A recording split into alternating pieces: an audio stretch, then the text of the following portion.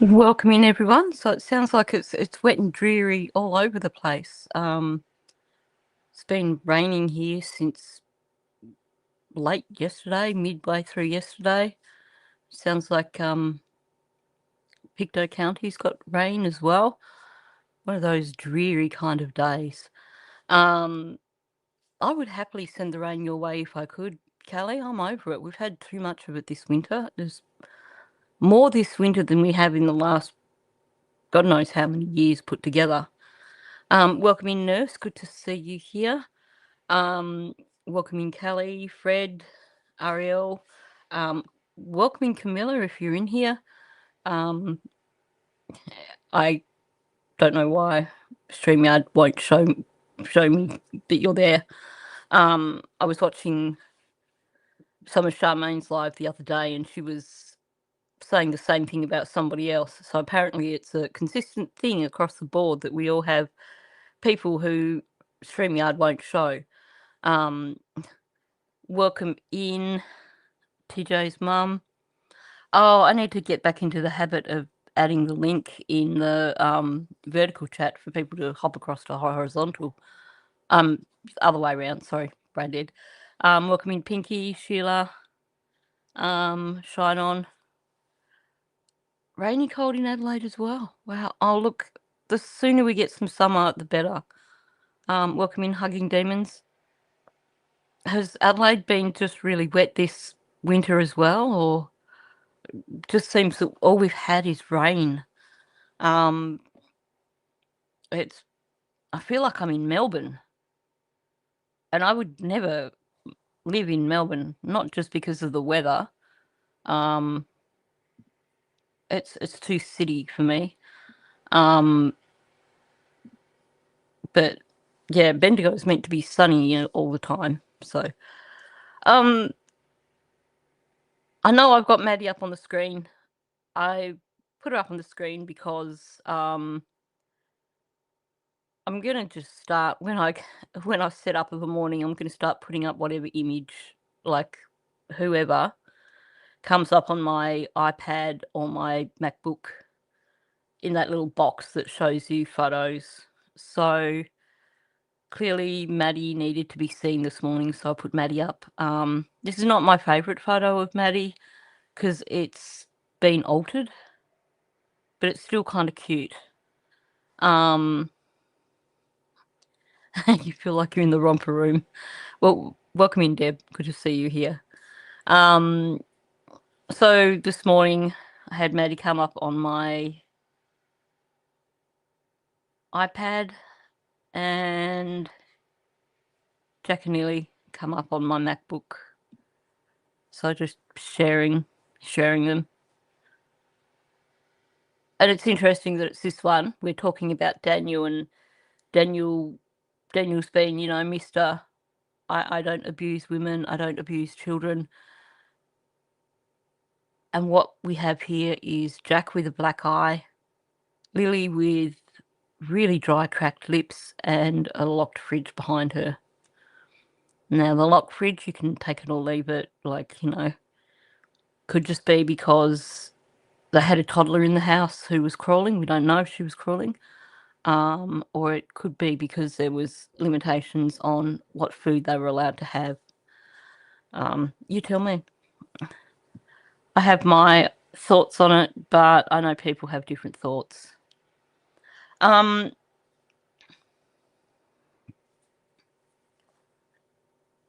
Australian winters reminds you of weather in the UK. We are a temperate climate, but depends where you're at. So Melbourne, and then probably a bit further north than Melbourne, probably, if you go about an hour north of Melbourne and then you head south, then you get these very, very English kind of winters where it's just grey and dreary and you find yourself desperate for some sunlight. Here in the sort of central area of Victoria, it's more of a Mediterranean kind of climate, so usually here in Bendigo, oh, Hong Kong, sorry. Gotcha.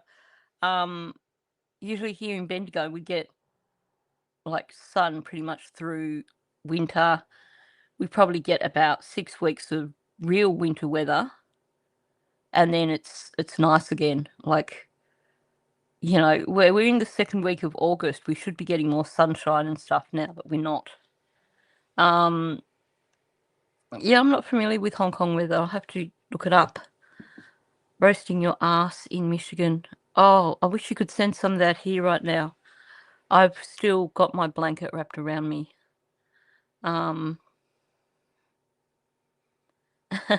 You're in the wrong chat too. Welcome in, Karen.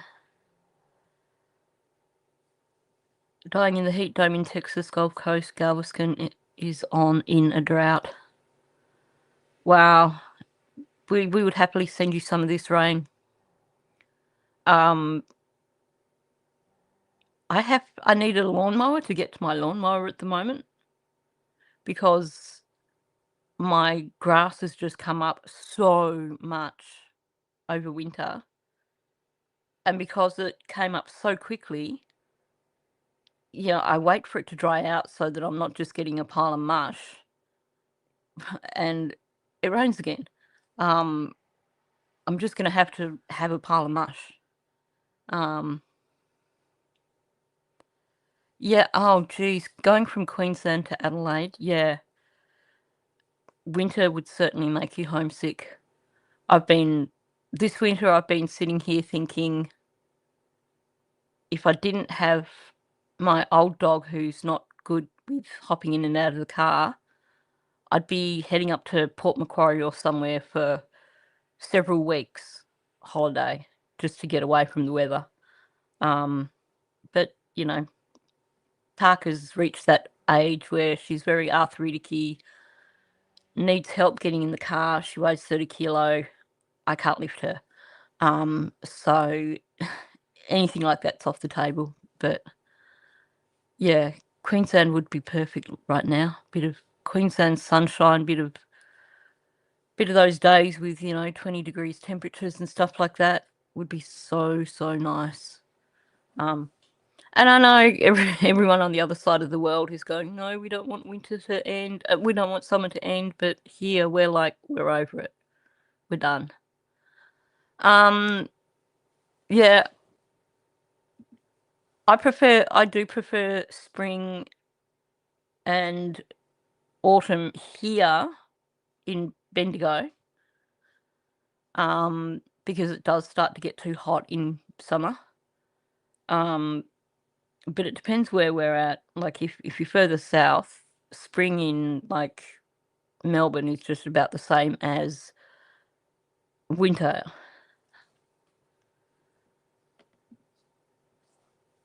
Wouldn't help her, I don't think. She's at that point where you got to be careful because she can lose her balance and end up on her ass. So I just don't think she'd navigate a dog ramp. My car's not high up. It's just a regular hatchback. But it's more she has to get into the footwell on the driver's side or passenger side. She can't do it in the back because there's not enough room between the seat and between the two seats. But she has to get into the footwell, and then you have to help her get up onto the seat. So a dog ramp probably also wouldn't work. 15 on a good day, but wind factor and rain make it feel more like 2. That's the thing, the wind really cuts through you. It does. She is on a supplement now, which has made a huge difference. But, when you start to get old and feel your age, it's when you start to have issues. So, yeah, I just have to try and make her life as happy and comfortable as I can now as she's getting on, even if that does mean getting up 3 or 4 times through the night. So I'm a little bit out of it this morning because she had one of those nights as well. I think the last time that I got up to take her outside was about 3:30 this morning. Good morning, Bonza. Good to see you here. So, yeah, I'm a little bit sleep deprived as well. But let's get on with it. Now, this is a news story from a number of years back. Amira seems to be feeling a lot better. She's a lot brighter now. I think we're on a winner, touch wood. And welcome in, Rita, if I didn't already welcome you in. Okay, this is a news story from maybe last year or a few years back. I didn't check, but it was when Koberger was in pre-trial, and they're talking about the vehicle forensics. Now, the reason I'm doing that is because Daniel starts doing Mr. Expert Forensics in the next part of this audio that I'm going to talk about. So I thought, I started going through and getting clips from my video that I did about 9 months ago about the forensics on Malehya's car. And I thought, I might as well I'll link that. After this live stream, I'll link that in the description for anyone who hasn't seen it.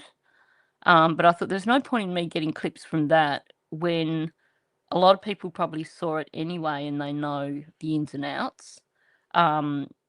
Whereas this Koberger news story, I think, is coming at it from a different angle. And this explains it in a far better way than Daniel does, because this is actually explained by someone who knows what the F they're talking about. So I'm going to play this before we go any further.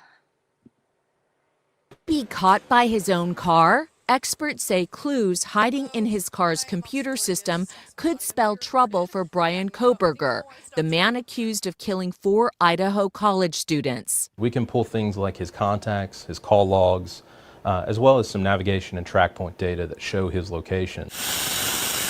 It's called vehicle digital forensics, and it's changing the way murders are solved. The car is, I guess, what we would like to call a gold mine in terms of forensics. Even breathing new life into some cold cases. We didn't know for sure that there was foul play until his body was discovered. Rhonda French says her dad's murder went unsolved for years until a detective learned about vehicle forensics. Detectives say the key to solving the crime wasn't DNA or even fingerprints, but the computer system built into Ronald French's truck. By tapping into it, investigators say they found a time-stamped recording of the killer's voice, placing him at the scene of the crime. When they found that, it was just like the clincher. Prosecutors say when confronted with all that, Joshua Wessel pleaded guilty to the murder of Ronald French. So how does it work? Before we had experts hook into this car's computer infotainment system, I went for a little test drive. First, I fueled up at this gas station. Then I made a stop at this Starbucks. Back on the highway, I needed a little road trip music, so I put on one of my favorites. Shuffle Prince. Now shuffling Prince. This is what it sounds like when the doves cry. Time to get back to work. Call Megan. Calling Megan Lupo. Call Charlie. Calling Charlie Mikoravi. Okay, Jake, you ready? I'm ready. Then I brought the car to Jake Green's team at Envista Forensics. Oh, yeah. In a matter of minutes, Jake's team carefully extracted the computer from inside. There we go. This is the motherboard of our infotainment system, which holds the keys to the castle. So, were they able to tell everywhere I went? Lisa, my guys got you. The first place you stopped at down there is a gas station. It's a Circle K. Did you get gas? I did. And you went to a Starbucks. Did you get me a coffee? I got me a coffee. He could also pull info on who I was talking to. At 11:52, you called Charlie McElravy at 517. Don't say anymore. Yes. Okay. Yes, he's part of our team. Who else did I call? At 11:55, you called Megan Lupo at 201. And could even tell what music I was listening to. You listened to a Prince song. Wait, You were able to even determine what I was listening to in the car. That's exactly right. And he says similar personal information from 17 other phones were stored on this car. Oops, sorry. I thought I had a bit longer than that. I was just bit of a crazy disaster in the background here while that was playing. Probably because of the rain, my shoulder was playing up, so I grabbed a couple of Panadol while that was on. Lost one of the Panadol on the floor and had to go diving around on the floor looking for it because I need to find it before Mouse finds it. So then I had just put the last Panadol in my mouth when the clip ended. So, yeah, bit of chaos at this end. What they've shown there is a fraction of what they can actually find on a car's unit, computer on its CPU. The last bit where they were saying about the other phones that have connected, they can get the data associated with all those other phones that are connected, just for starters. But if they really want to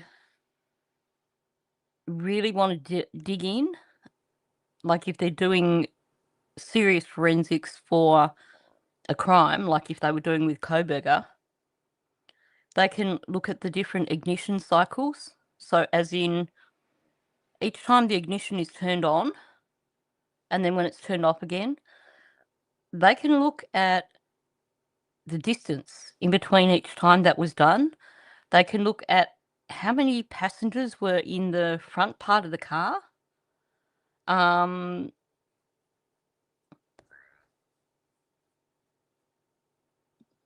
be honest, I'm not sure because I stopped following in the lead up to the trial, partly because it was concurrent with Stearns, and we just had one document coming out after the next. It was pretty much a daily thing that Stearns' defence team were filing a new motion. So I was up to my eyeballs in Maddie's case, but also just the craziness, the craziness of all the stuff with Koberger.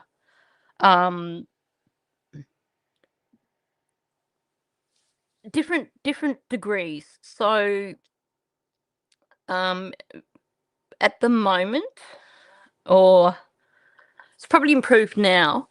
So places like I can't think of the name of the company. There's a lot of different companies that have their own software that they use for vehicle forensics. And they're constantly developing new software. So at the moment, if you go back to and this is how I know that Daniel must have watched my my video, because if you go back to cars from probably about 2010 onwards, 2020, some maybe as early as 2007, they can get data from their computers. So any vehicle that's new enough to have like a computer system, they can get forensics from. Down to if you look at Malehya's vehicle, that particular model has a seat adjuster that's like done with the computer. So the data that they could get from that, they would be able to tell the seat position when that vehicle was being driven. They would be able to tell if the seat position was changed. So they would know if like one person had driven the car and then someone else drove it. Depending on how much data has been recorded, they most likely would be able to find out the weight of the person in the two front seats, because with modern airbags, they're now designed so that the seat basically figures out the size, the weight of the person, so that if it has to release an airbag, it's not going to like break their neck, which I know that sounds full on, but a lot of people were getting injured by airbags early on because they were set wrong and they were coming out too hard. So with modern vehicles that can actually have the sensors in their seats, they can actually sense the approximate weight of the person sitting in the vehicle and use that to gauge the strength of like releasing the airbag.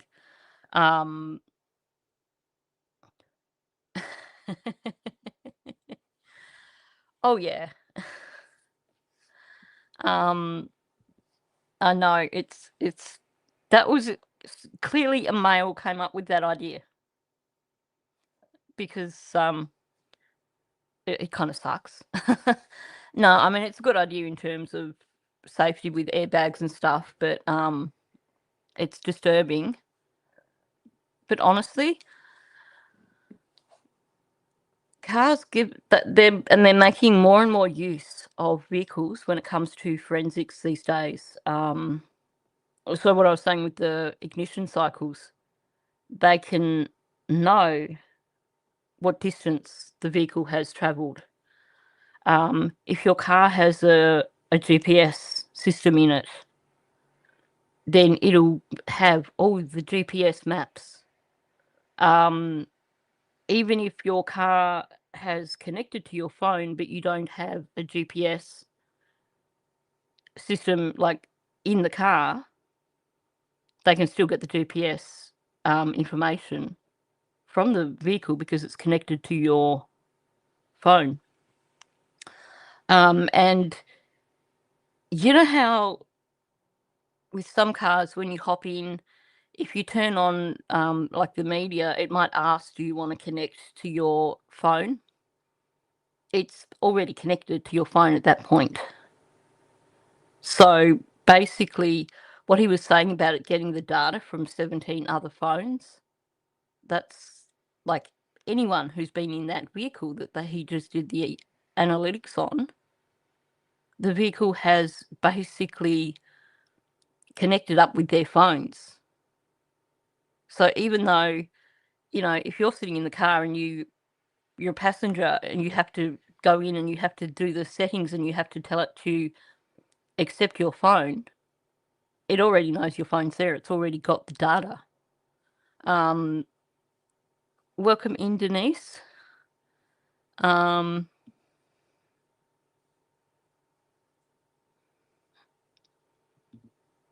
Toyotas are bloody smart cars. I used to be a Toyota driver, had multiple Toyotas. My sister was more recently a Toyota driver than me. She had a Prius, and the technology in that is just amazing. Recently, she went on a holiday and hired a car, and it was a Toyota, and she was telling me afterwards, like, oh my God, you know, the technology in these vehicles. And, you know, her car's only 2-3 years old. Mine's a bit older. It depends on the age of the car, though, because even if it hasn't got like an inbuilt GPS system, it would still connect to his phone if his phone was in the vehicle. So it would still get the details. And even if it wasn't getting GPS, like in that area around Gairloch Road, it might be, you know, patchy in terms of GPS, but it will tell you how many kilometers were done in between each ignition cycle. And it will also look at gears. So let's say someone hops in the vehicle on Gairloch Road and then they drive along to the train tracks at Lansdowne Road and they put the car in park and they leave it running while they do something, and then they hop in the car and they put it back in drive and they drive back. It's going to show roughly the distance that's been travelled. It's going to show the gears that the car's been in. But the amount of things that it can, like, that's just the tip of the iceberg in terms of what the vehicle's, like, computer can actually track. If you haven't seen the video that I did on Malehya's vehicle and the vehicle forensics, I will link it after the live stream. I'll link it into the description for this because it's mind-blowing. We're talking, I think it's something like 3 million lines of code in the space, like in a day or something like that. It's got so many computers, so many little small computer chips in there. Oh, heck yeah. My car's got the rear bumper is kind of sticking out at a funny angle in one spot, and I've got no idea how it happened. Someone must have just bumped it at the right angle. And now it's going to need, like, you know, plastic welding to get it right. But they really are plastic. You were a Supra owner. I had, what Toyotas did I have? I had a little shorty, a short wheelbase Land Cruiser. I had a few different Corollas. So I had one that was a hatchback and one that was one of those kind of long ones that looks like a sports car. I know I had more than that. I've had a few Toyotas. The reason I'm struggling to remember is I was actually doing some calculations the other day. I've had, I think I worked out, I think the car I've got now is my 11th vehicle. So in terms of trying to remember the different vehicles that I've had, it can be a challenge. My first car was a Mini, I can tell you that. But in between, it takes time to think about it. I loved my big old shorty Land Cruiser. It was like a 1979 Land Cruiser with those big solid metal bumpers. And there was no messing with that car. Solid as a brick.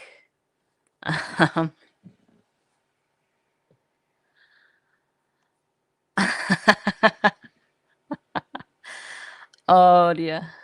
Your car is all metal, you can tell from the rust. And only Aussies are going to get this, but do you drive a Ford?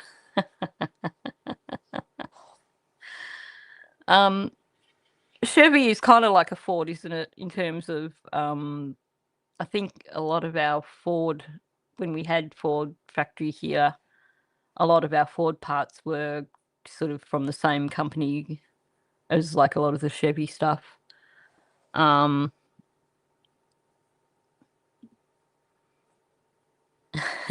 Yep. My bumper on my little car is kind of, it's got a bit sticking out where it's just kind of being put out of whack. Your truck is 23 years old. Well, that's respectable. Damn. Now I meant to bring up those ads to look at today as well in terms of the Kia, the one that Durwood was selling.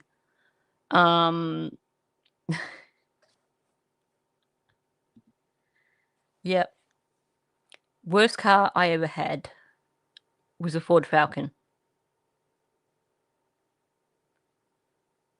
I don't know why I bought it. I used to have a Ford Laser and I loved that car. And then when the Land Cruiser died, I still needed a big car. I needed a car for towing, and the Falcon had the weight in it. So I bought a Falcon. Within 6 months, the engine was shot. Put a new engine in, and it was going through fan belts every 6 to 8 weeks. And the mechanic said to me, the drive shaft actually moves. And he said, it's a problem with this particular model of Falcon, and there's going to come a point where you're not going to be able to keep the fan belts on. And there's a very real chance that the drive shaft's just going to go straight through the firewall. I was like, yep, it's a Ford. Oh, Camilla's in here. Welcome in, Camilla. I don't know what Camilla's saying, but if she's saying that she drives a Ford, it's okay. I drove a Ford too. I had 2 Fords. Anyway, so moving on from that, enough of the joking around.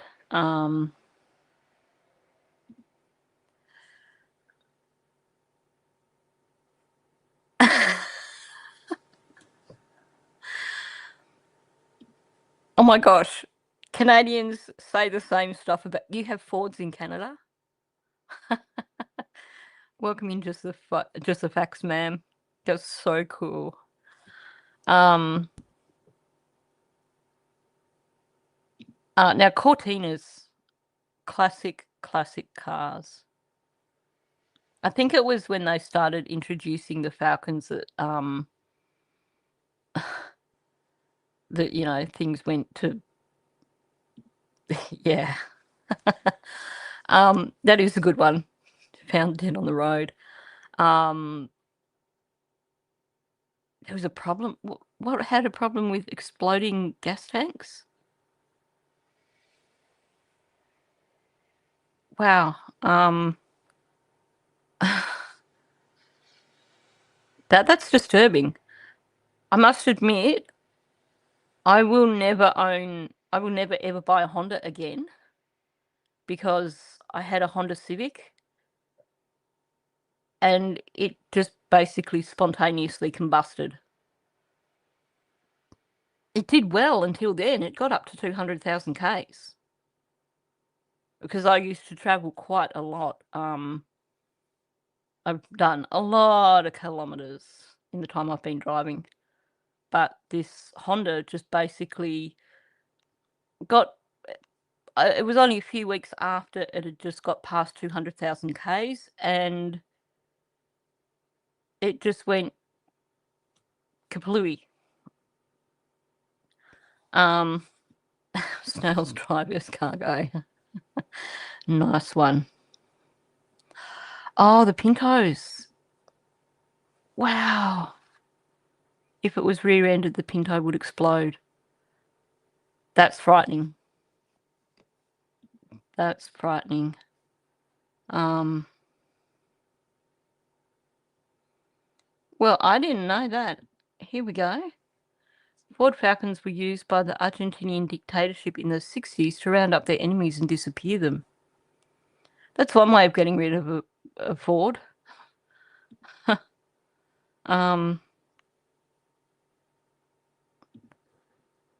Oh my gosh.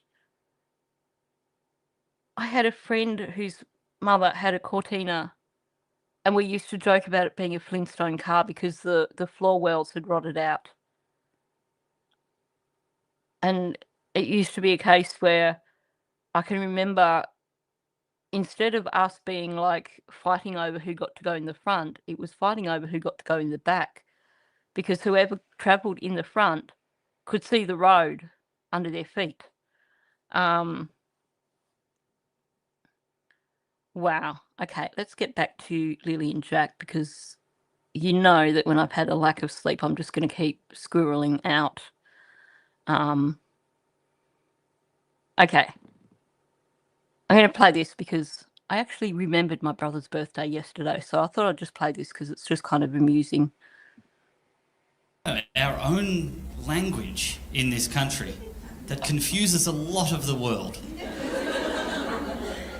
Do you know, in America, they do not sing hip hip hooray at the end of happy birthday. Did you know we were the only people who did that? Do you know how fucking embarrassing it is?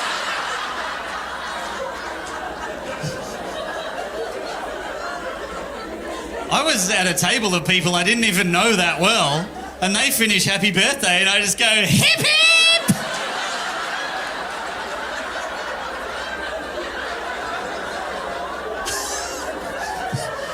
And it's just silence, and they're all just staring at me. And I'm like, oh, that doesn't usually fucking happen. And one of them goes, what'd you do that for? And I went, oh, in Australia, one person yells out hip hip and then everyone yells hooray, and we do that 3 times. And they went, why do you do that? And I went, I don't fucking know. I didn't know you weren't meant to do it. It's always been there. It's really weird when it's not there. They just finish happy birthday and go, happy birthday to you.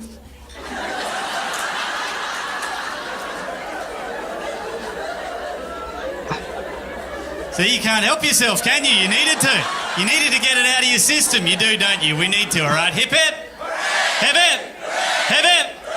That's fucking insane to the rest of the world. The rest of the world, that is a weird, strange thing to do. Happy birthday goes for 45 minutes in Australia. We do the hip hips and then someone goes, why was he born so beautiful? Hey, don't cut the cake, I'm not done singing. I've got a whole number prepared. You know the bird. It's so true. And Americans don't understand this. Especially, I found this clip that's only like a few seconds long, like 30 seconds or something, where these guys are totally perplexed by this why was he born so beautiful thing that we do, which we don't pay attention to the words, we just sing it.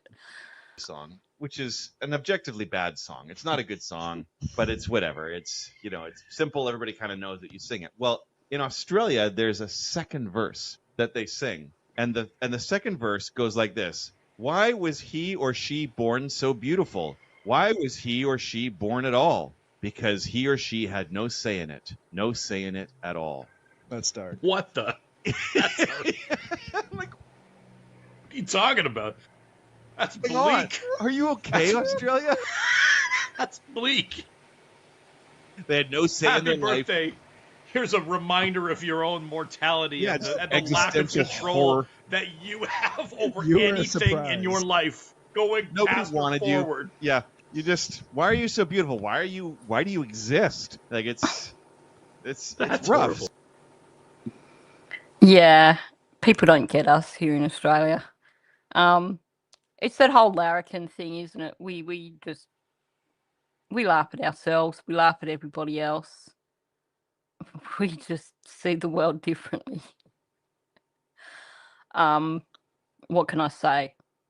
Anyway, so let's hop in and get on with some of this Daniel stuff, because I've spent a lot of time talking and squirreling out. go from either direction. They even have the highway cameras, right? Yeah. So they could go. Oh, actually, that is where I queued it up to. Okay.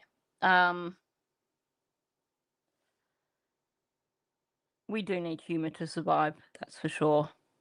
Okay, so he was talking about the cameras and stuff yesterday and talking about the cameras being missing and everything.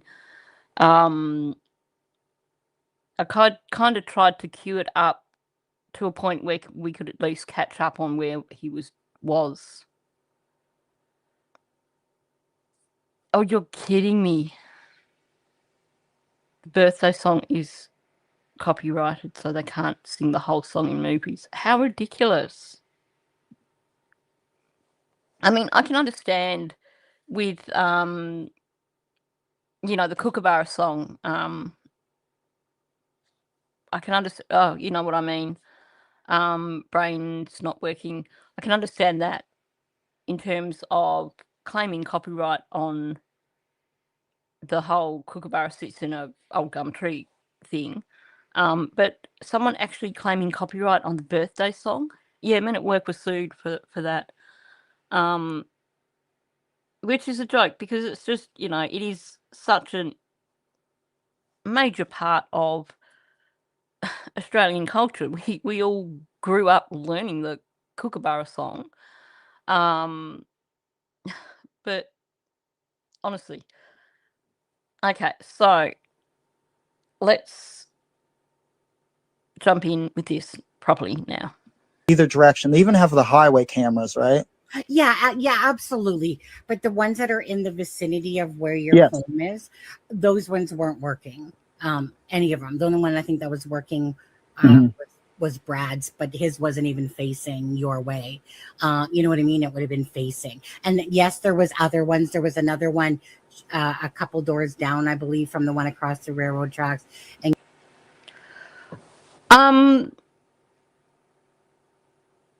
it just occurred to me, Daniel's latest version of his route, he actually says in his latest version of his route that he went along Lansdowne Station Road to the one that starts with M.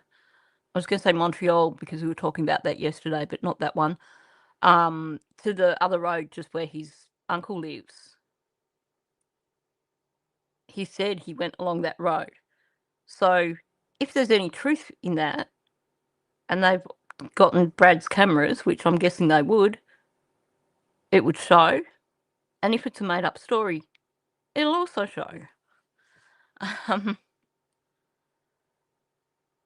there was something, I think, up, like further up Garlic Road there.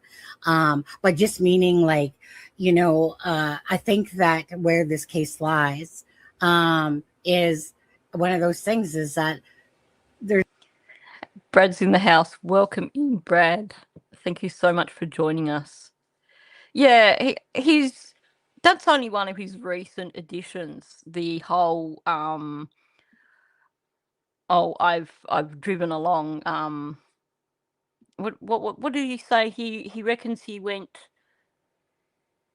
to Lansdowne Road, went to the train tracks, turned around, then he went down and he went along Lansdowne Station Road, and he's like, and past Brad's house, and then he's like, and along to the end of the road, then, this whole new route that he came up with, I think on Sunny's or Charmaine's channel. Just a joke. Honestly, trying to keep track of his stories, his BS, is a challenge.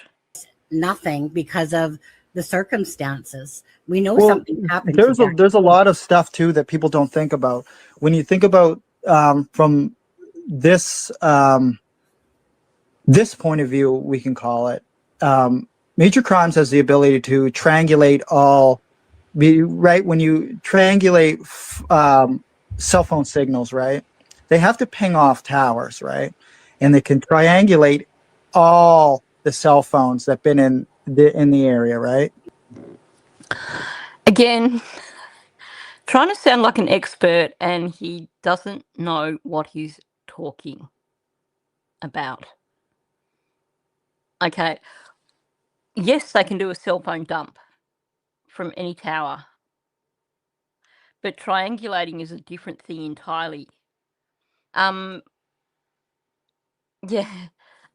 Bonza says, boss man, that the grass is greener over in the other chat, in the horizontal chat. It is the word of the day. You're so right. You are so right. And he's got it completely wrong. They can geofence an area, which is what he's trying to talk about. But that's not triangulating. Geofencing means that they just find out every single phone that connected to the towers in the area. But the thing is, in terms of triangulating, they can't do that there around Lansdowne Station because there's not enough towers. They might get some crossover, but you've got all these gaps in coverage. So at best, they're going to be able to say, okay, well, the phone was connected to this tower. We've got this bit of movement here while it was connected to this tower, and then it disconnected from this tower. And then at this point in time, it connected to this other tower, and we can track this bit of movement, and we'll fill in the gaps ourselves based on time. But they can't triangulate in an area that doesn't have multiple towers where you get the overlap and you don't get things dropping out. Oh yeah, I think you are right, and welcome in deafening silence. This is what's going to bite them on the ass.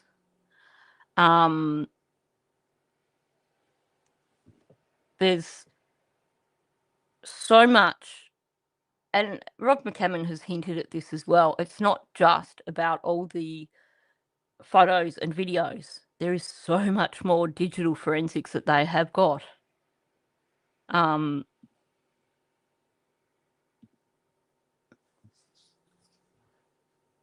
Oh, you're a little bit behind us talking about the phones and the cars and stuff. Yeah, exactly. Well, now that's really lucky for them that they've got Starlink, because that is going to make life so much easier for the detectives. So very, very convenient, because it is going to see, Daniel said in, I don't know if it was this one or in Charmaine's, he said that even when he's up in the woods behind Janie's place, he can connect to the Starlink. So that's really, really good in terms of digital forensics. Because when he was up in the woods behind the house on day one, doing whatever it was he was doing, if he had his phone with him, which I just realised he said he didn't, so that puts that out the window. But day two, he had his phone. So if he was still in the proximity of the property on day two, they'd know where he was.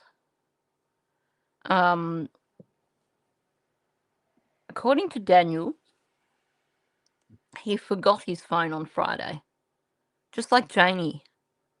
They both forgot their phones on Friday, conveniently. But Daniel pointed out that you could track his movements on Saturday because he did take his phone.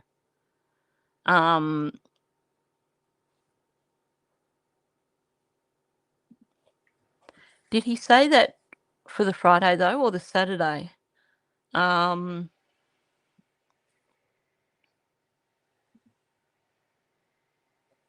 Yeah, that wouldn't surprise me.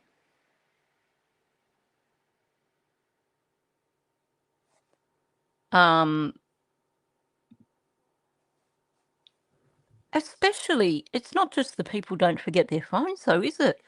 It's the whole, allegedly, you have 2 children who've gone missing, who've supposedly wandered off into the woods that you think. Yep. And oh yeah, Maddie forgot her phone that day too. Like, red flag. Do these people realise how stupid they look?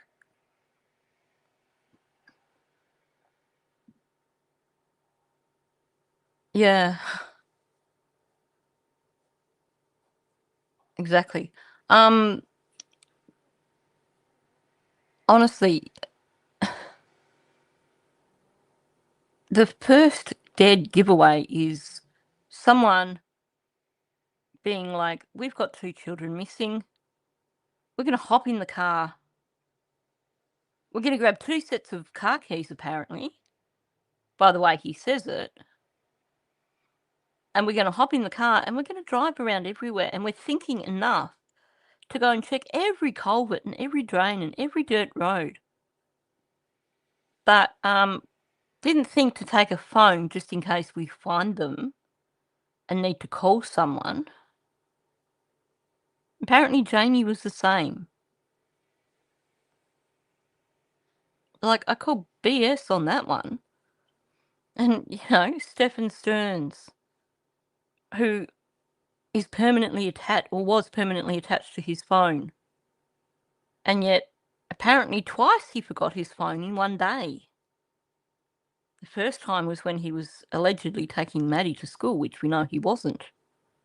The second time was in the afternoon when he was out running errands, which is when he was taking Maddie and putting her in that field out at St. Cloud.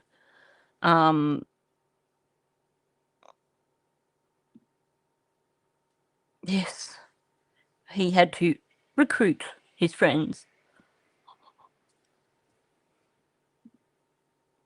Oh, I'll tell you what, I'm behind the 8 ball. Yeah, Malehya's like, I had to turn off the Wi-Fi so I could call out. She didn't have to turn off the Wi-Fi to call 911. So why was it turned off? Good question.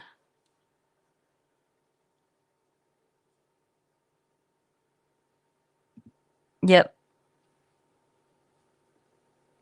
Exactly. Might have been Malehya's phone that was used, but we don't know Malehya was the one that did it.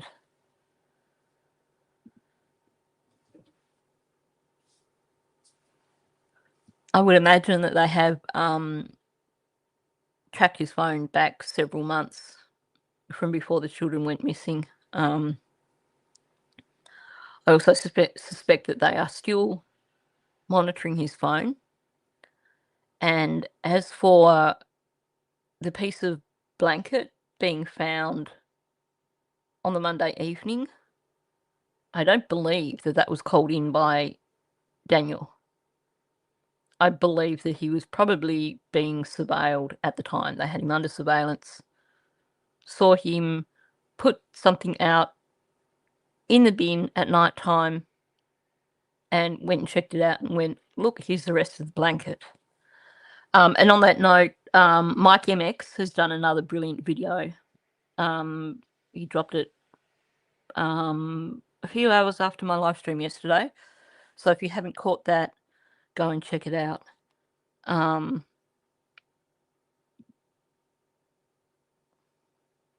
Could be.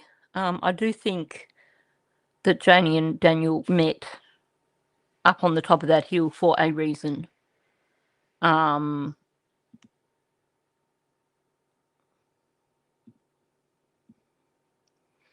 It is possible that Daniel disabled the Wi-Fi, turned it off and disabled it when he was out and about because he was paranoid about Malehya making phone calls that he didn't want her to make. And they have the ability to do that. You know, well, they can also too. Major crimes could also see that my phone was never moved. It was connected to Wi-Fi for that whole time, and we only drove Malehya's car, right? So and every car that has GPS installed into it, I think it's after like 2007 or 2008, right? Every vehicle contains a black box. That's what I refer to it as. So they can tell when a vehicle moves at what certain times, or they can see like how fast a vehicle goes, or how many times it's put in drive or reverse. Every vehicle has a black. Thank you for the jewels, Carrie. Welcome in Dawn and welcome in Carrie and Hemi. I forgot to welcome you in. As you can see, he's been studying up on vehicle forensics, but he's really hasn't kind of taken it in very much. I find it fascinating that he has to point out that his phone stayed connected. Like, it was connected to the Wi-Fi the whole time. Okay, well, that just means that that's where your phone was located. What's that got to do with you, Daniel? Because was my audio messing up again. Apologies and welcoming Cupping Seal. Thank you very much, Carrie. Very much appreciated. Thank you so much. By selling us his innocence, it seems he might have done prior research, which will show up on search history. And it will. All these things that he's been researching,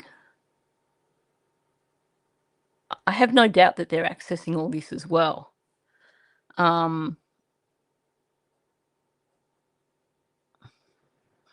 Yes. That is correct, because Stearns was like, they didn't catch Maddie on camera when she went missing after I dropped her off at school, and I can't believe that there weren't street cameras in 2024. And boy, were there street cameras. I should actually, in one of these live streams, one of our Jack and Lilly live streams, bring up the phone data and the camera footage that they had on Stephen Stearns. Now, I know it's a little bit different because we're talking Gerlock Road, but just to give people an idea of the technology. No, we knew it was 2024. So good. He's very confident, but he just doesn't know anything at all. Oh, that's a good question. I don't know if Brad's still here. Daniel claiming that... Well, Daniel made two claims. One claim was that he didn't know Brad. And the other claim was that Brad had said he didn't know that Jack and Lily lived on the property. But I'm guessing Brad's just kind of done a flyby and is probably not still around. But yeah, that question is out there. He's like, we only drove Malehya's car, right? This right that he throws in, left, right, and centre. See, the thing is, he can claim we only drove Malehya's car. And he might think, well, this other vehicle didn't have forensics, didn't have a proper CPU in it. It was too old for vehicle forensics, or this vehicle is gone, so they can't do the vehicle forensics. But if they do the vehicle forensics on Malehya's car, they can also know when Malehya's car wasn't used, which is telling just as much of a story as tracking when it was used and where it went.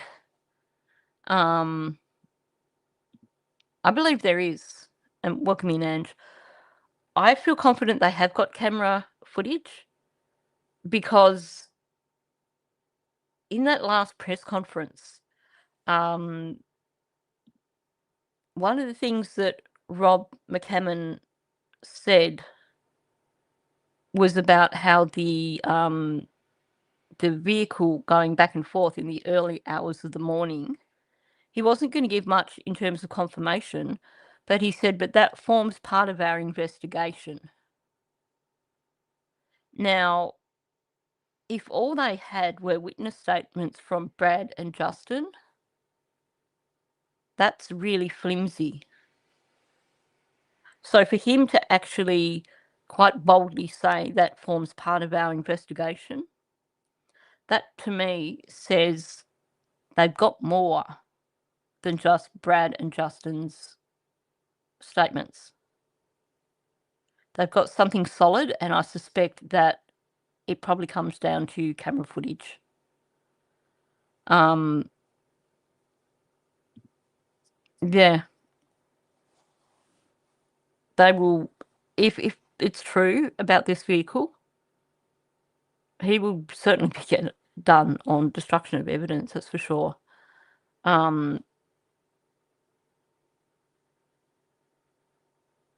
It's mind-blowing if it's true. It really is. Like, you hear that the human remains detection dogs are coming in, and you dispose of one of your vehicles, even though you've had all these other vehicles lying around the property dead for who knows how long, and there are still vehicles lying around the property dead.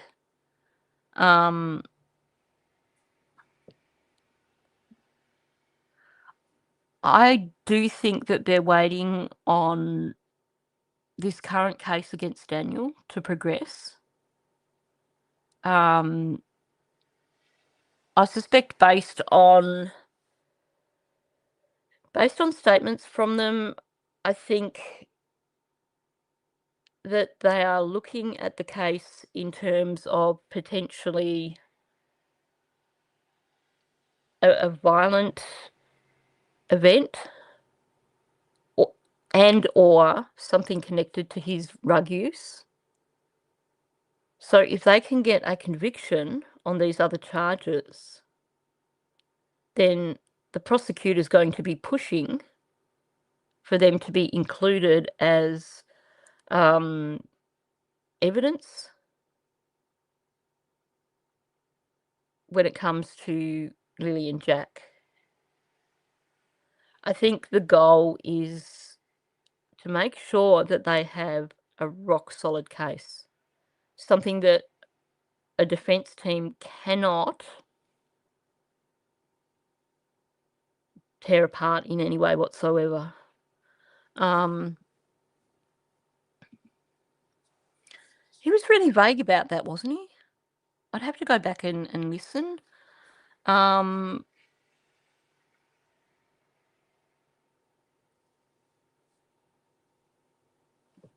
I don't think he said. I think he was evasive about that. Jeez, wow. Daniel's not liked in Pictou County.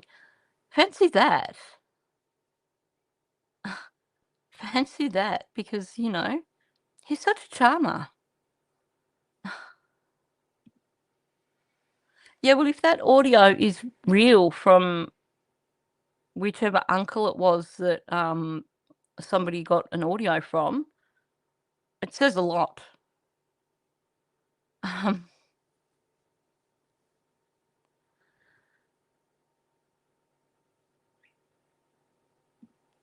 No, they can't use anything from Jack and Lily's case. Alvin, thank you, Mr. Hemi.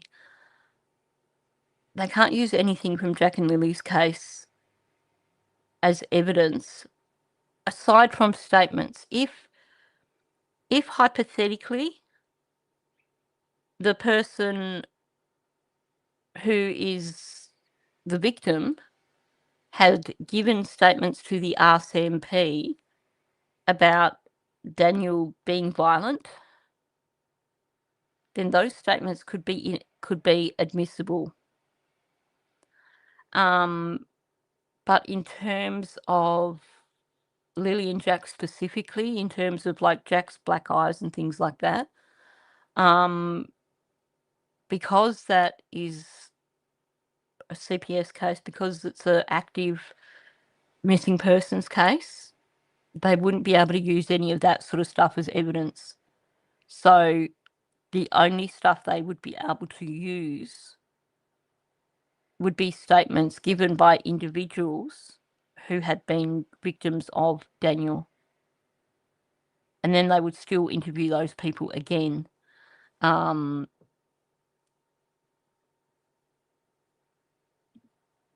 Yeah, called him conniving.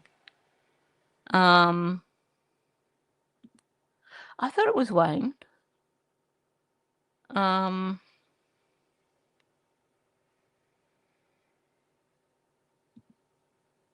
Yeah, the narrative has changed quite a bit.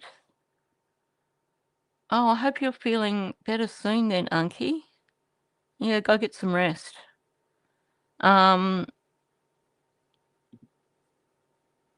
That's my concern.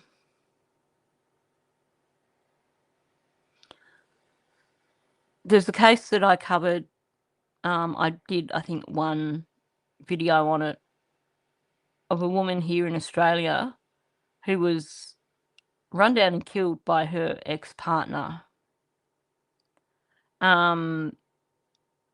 Because it was classified as vehicular homicide and not intimate partner violence. He got 8 years. I mean, the justice system, when it comes to any sort of intimate partner violence, is lacking, seriously lacking. Thank you very much, Donna Williams, very much appreciated.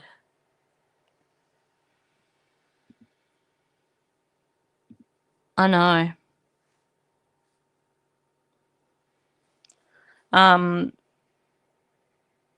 It's so sad that the value or the lack of value that is placed on the lives of victims by the legal system.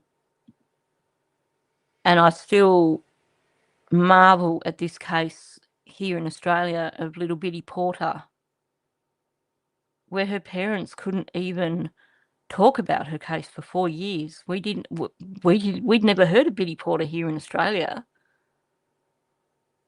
until 4 years after she was killed by her cousin, because the Supreme Court decided it was far more important to protect the identity of her cousin. Sorry, of the 14-year-old girl. The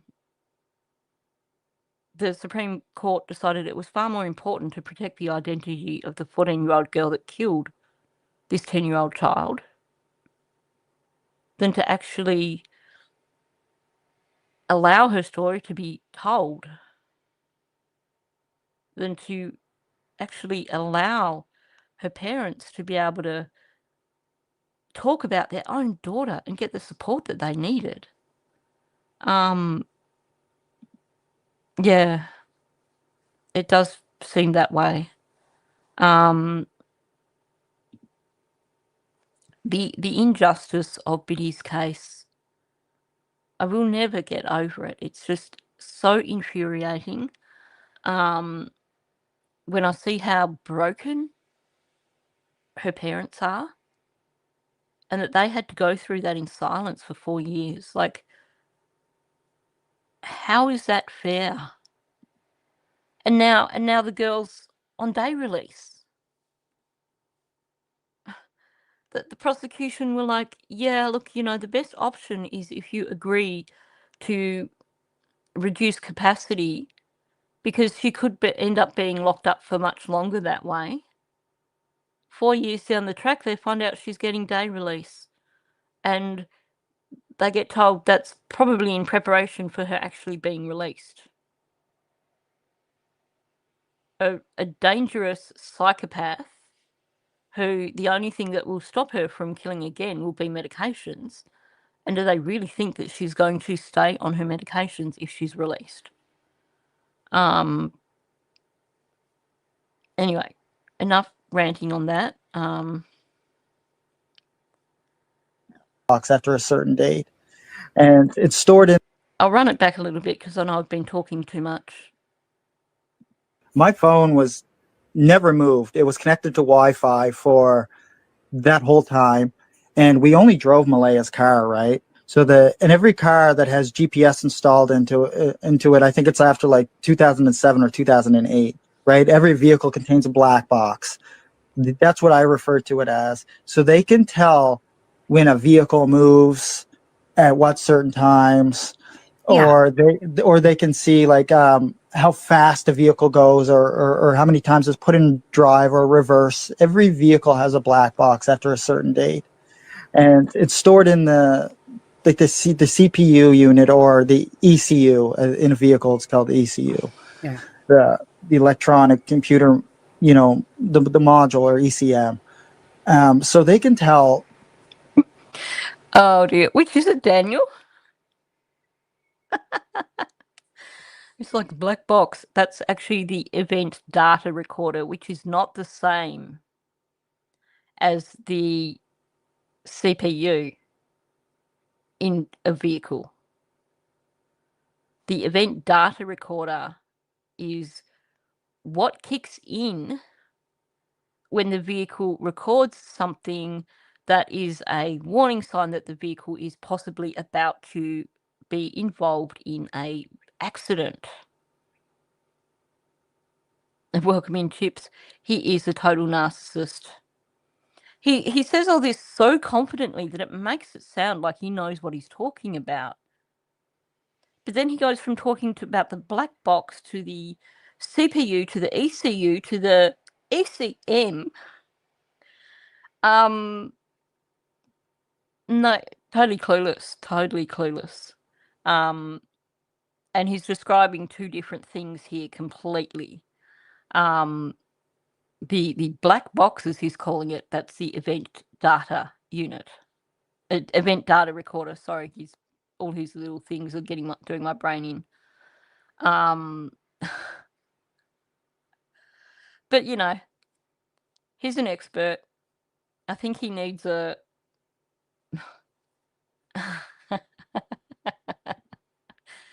Yep, I got your ECU right here. Oh, it's so sad. The black house is still there. Cool.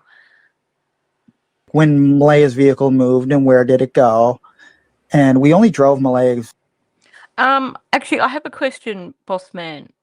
The house on the opposite corner from the black house, do those people know the Martells and the Mackenzies very well?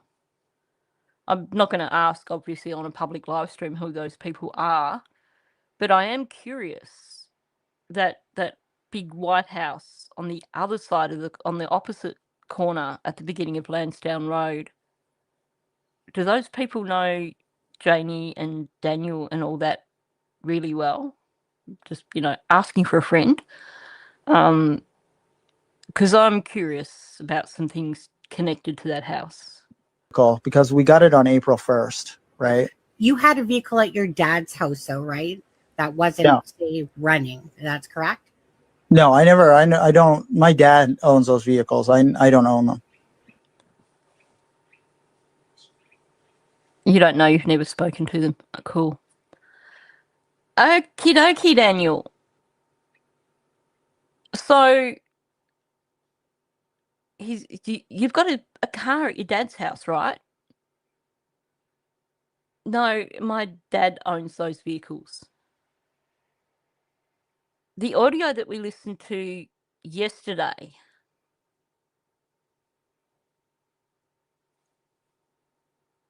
yeah, that's one of my big questions. Apparently that house has cameras and they weren't working. There's a few more things that I've looked at about that house that just raise questions for me.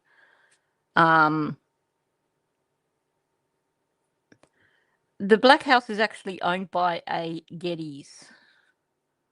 So that has connections to Dingbat. Oh yeah, the stammering. The thing is, he's just painted himself into a corner here. Because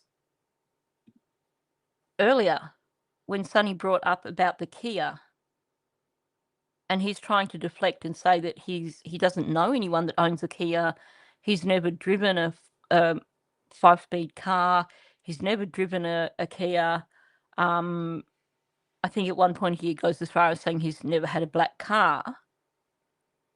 He doubles down on that by saying, I can tell you all the vehicles that were registered in my name. So he's basically saying, no, the Kia didn't exist because you can check I've never had one registered in my name. I've never physically owned a Kia. And now I could bring up the article. I won't because it would take me forever to find the right one. But the Globe and Mail, the article, and I can tell you exactly which one to look for, the one where they have the image of that rickety old caravan at Earl's Place. And it talks specifically about Daniel's vehicle being at Earl's Place, his broken down vehicle. I believe so. That's what we were heard. That, you know, the vehicle belonged to his aunt, is what I've heard.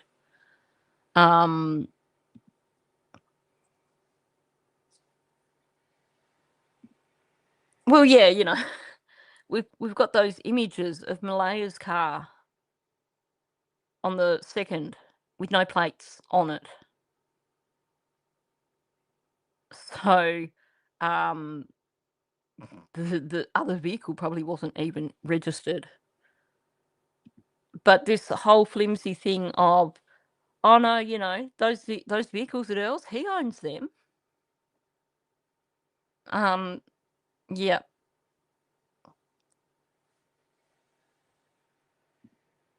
How is it? I have to agree with you completely on this, boss man.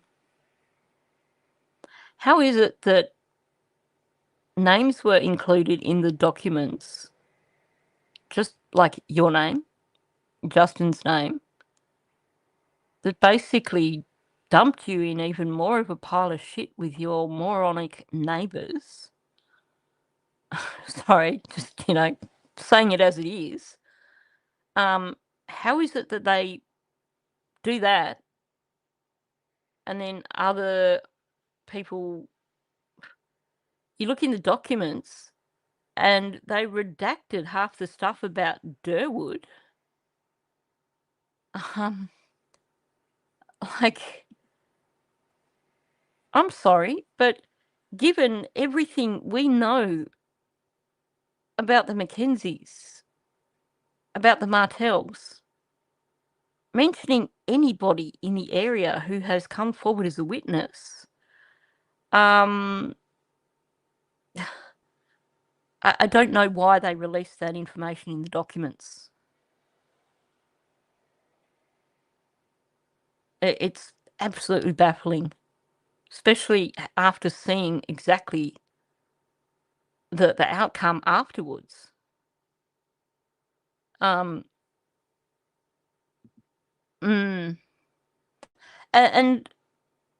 releasing it with a minor's name in it. Hayden's girlfriend was a minor at the time.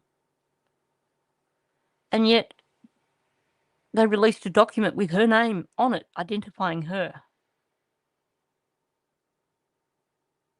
Like, that's something that I have not been able to wrap my head around.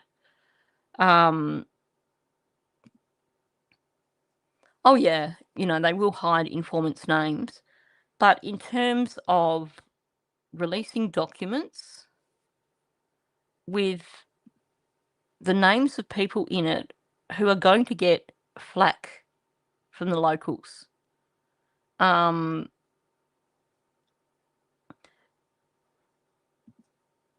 Yeah, Justin's name did come out in the dispatch, but you wouldn't necessarily put two and two together in terms of him actually saying that he heard a vehicle coming and going. Because in the dispatch, it's more about him saying that he wanted to speak to them about vehicles that were seen in the area or something. So that doesn't necessarily connect directly to Daniel. But, you know, and it's not just about the dynamics in the community. It's also that whole thing of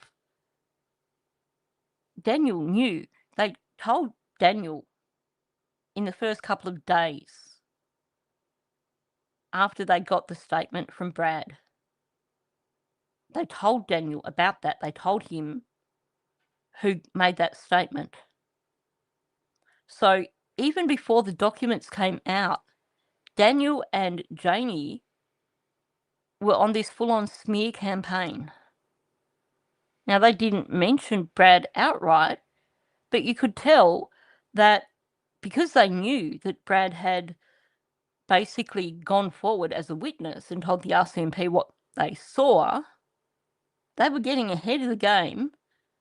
Janie especially, just hearing the talk about this dodgy neighbour that they had. So that when the documents were finally released, they're like, look, see, we told you so. And all of a sudden it's like full-on assault. This is where law enforcement need to understand these small communities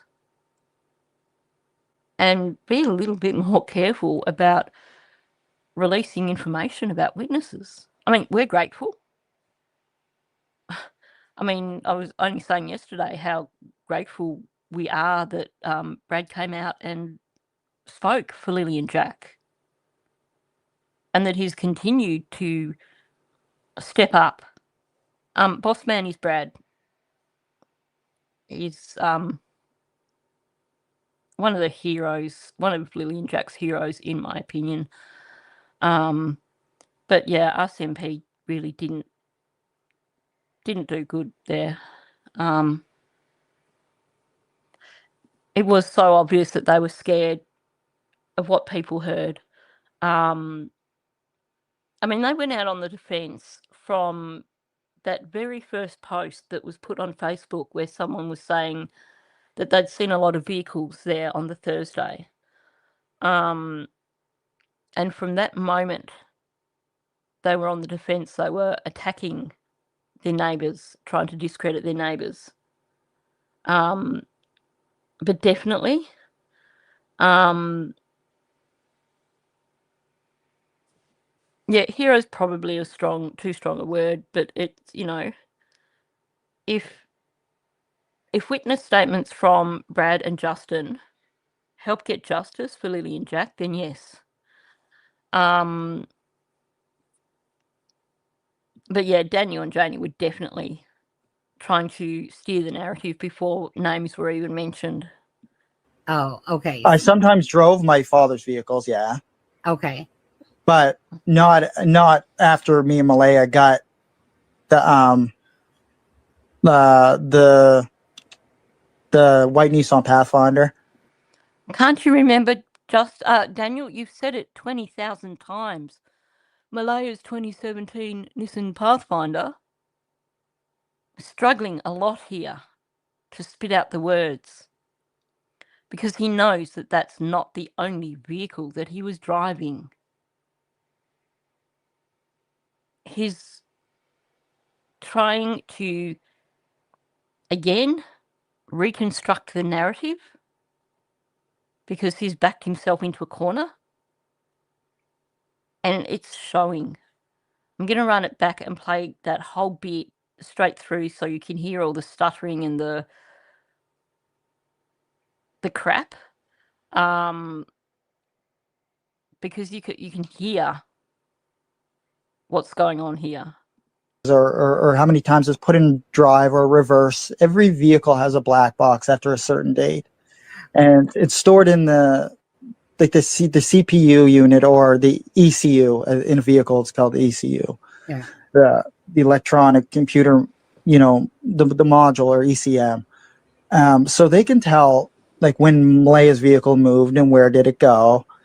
And we only drove Malehya's vehicle because we got it on April 1st, right? You had a vehicle at your dad's house, though, right? That wasn't say, running. That's correct. No, I never. I don't. My dad owns those vehicles. I don't own them. Oh, okay. I sometimes drove my father's vehicles. Yeah. Okay. But not after me and Malehya got the white Nissan Pathfinder. We exclusively only drove that vehicle. It was him trying to say the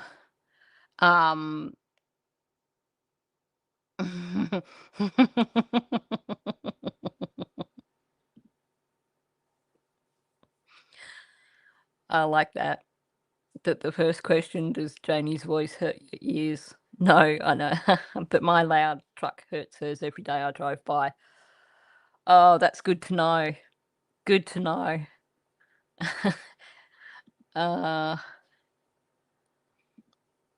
Yeah, he has to differentiate. It's always got to be Malehya's vehicle. Malehya's 2017 Nissan Pathfinder. Like, oh my gosh, who says that? Why the need to continually push that it's Malehya's vehicle?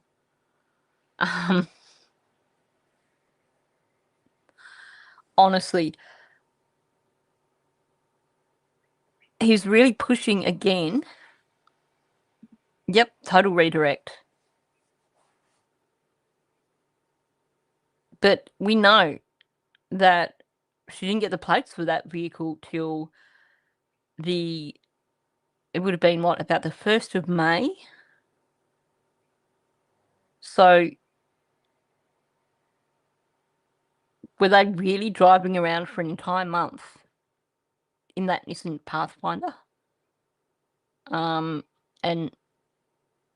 none of these other vehicles that Daniel drove that didn't belong to him.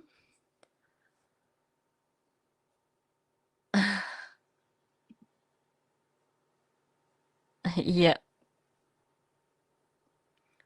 He's just so evasive over the vehicles. He really is. Sorry, I'm just making myself a note because I want to go through all the audio in terms of what he's said, because I think it would be interesting to listen to it back to back.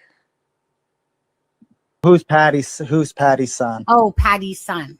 Yeah. Do you know who? Oh, thank you. Do you know who married Patty's son? Patty's son. I don't even know who Patty's son is. See, this is the thing. If I say their names, then they get dragged into the conversation by other channels that are just pro money. Oh, look, I have to agree with him there. But I also think that he's probably not had much connection with Paddy's son because he doesn't live in Canada.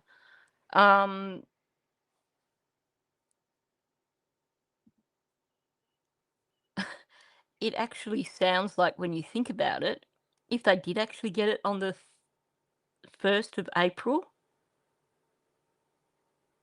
then that 30 days would have been up on the day that they got the plates. So they pretty much left it to the last minute to get the plates, which wouldn't surprise me with Daniel in the least.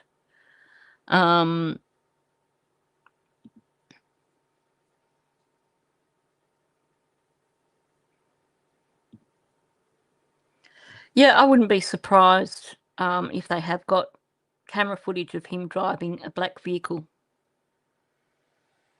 The black vehicle that was then left at Earl's place, so that when they reported the children missing, that vehicle wasn't there.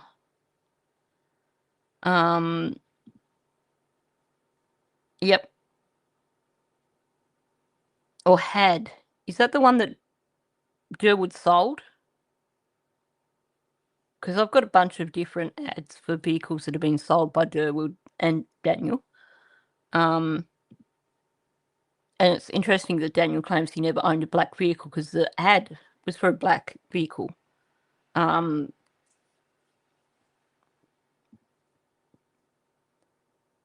Yeah, he does that when he's constructing narratives there. He's basically trying to think on the spot in terms of what to say. I believe that he probably knows very little about Paddy's son and is trying to cover for that by just basically saying, I'm not going to bring up the name because other channels are going to run with it. And we know that Vodka Man and Scamneater, they're already running with it, apparently. But, he's not wrong on that. Paddy's son. Oh, Paddy's son. Yeah. Do you know who? Oh, thank you. Do you know who married Paddy's son? Paddy's son. I don't even know who Paddy's son is. Paddy's. See, this is the thing. If I say their names, then they get dragged into the conversation by other channels that are just pro money. Yeah, you're right. The channels and a few other things there, but the channels really stands out. Definitely constructing the narrative on the go. I suspect, doesn't really know anything about Malehya's uncle that doesn't live in Canada. It's when you can hear it when he's constructing a narrative, or he's trying to be very careful in terms of he knows that we pick up when he stumbles over words and stuff. So I suspect that he's also focusing a lot on his pronunciation for that reason. Aha.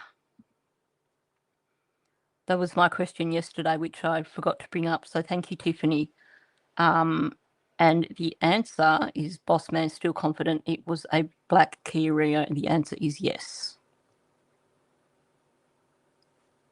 I'm happy with that.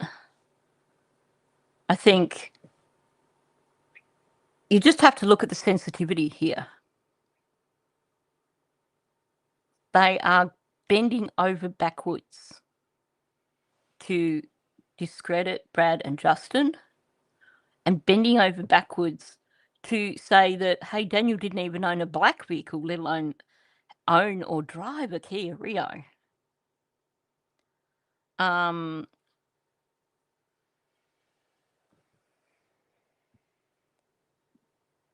think that was just Sunny trying to process, because I don't think she'd actually heard that Paddy had a son, because the talk has only been about Cindy, really.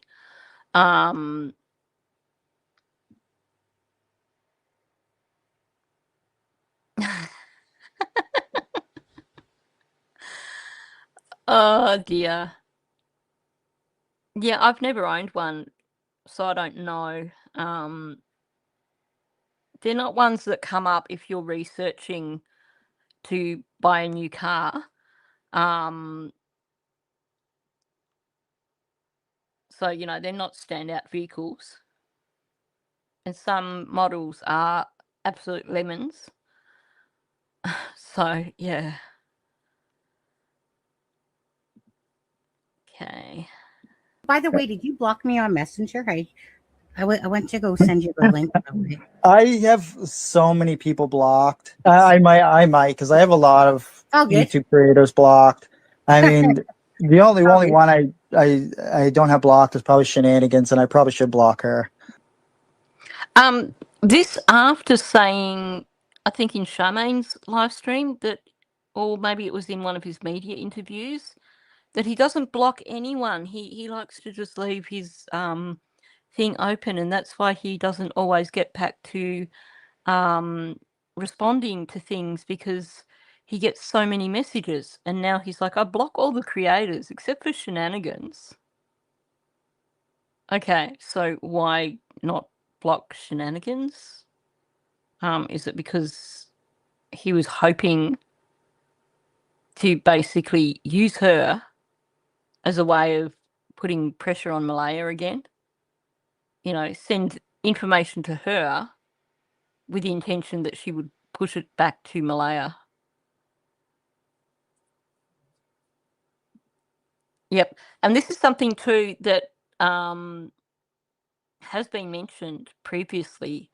It was a different neighbour who posted in Facebook about there being vehicles there or a party there on the Thursday.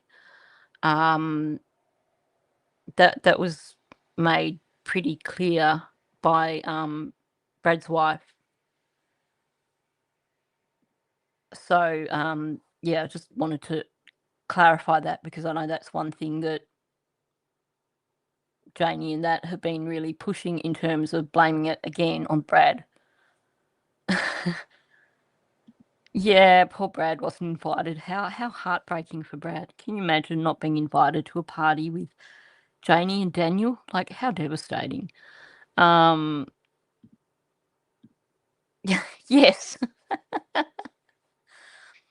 I mean, he's got so many sock accounts that blocking them wouldn't matter for him. Yeah, exactly. That's yeah. He wants to make Shan a mutual friend to send information back to Malehya.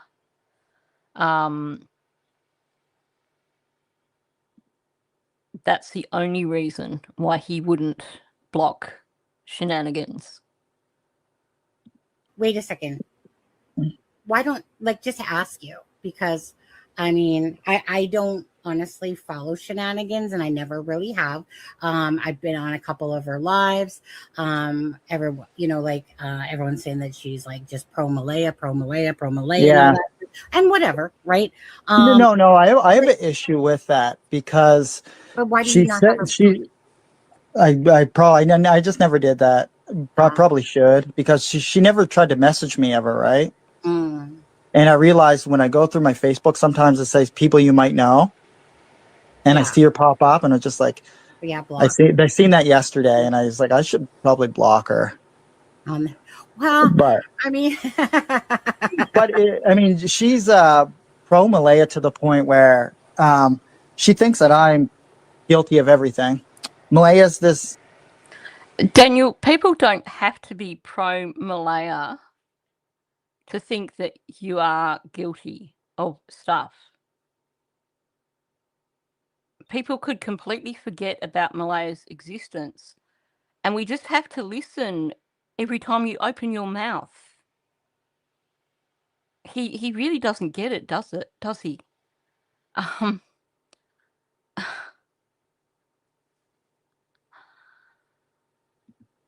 There's a used car dealer that sells mostly Kias here in Stellarton. Personally, not a great car to own. Yeah, anytime I get a new car, I do serious research. So I go through car reviews. I look for factory recalls and stuff like that. And Kia has never ever rated for me in terms of a vehicle that I would consider buying. But I also think at the same time, you know, when you find a good vehicle that you've done all the research and you know it's a good vehicle, you tend also to ignore the other ones that don't rate anyway. So don't know a great deal about them. Yeah, apparently he did, yeah. So as soon as she started talking about Malehya's new boyfriend, Daniel was there.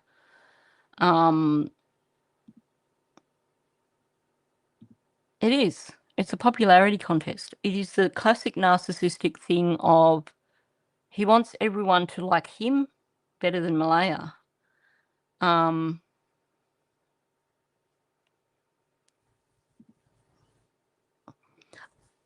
think the fact that he offered that up just shows that it is something that's important for him. It's not a case of, oh, she's just randomly showed up in my feed and I haven't blocked her.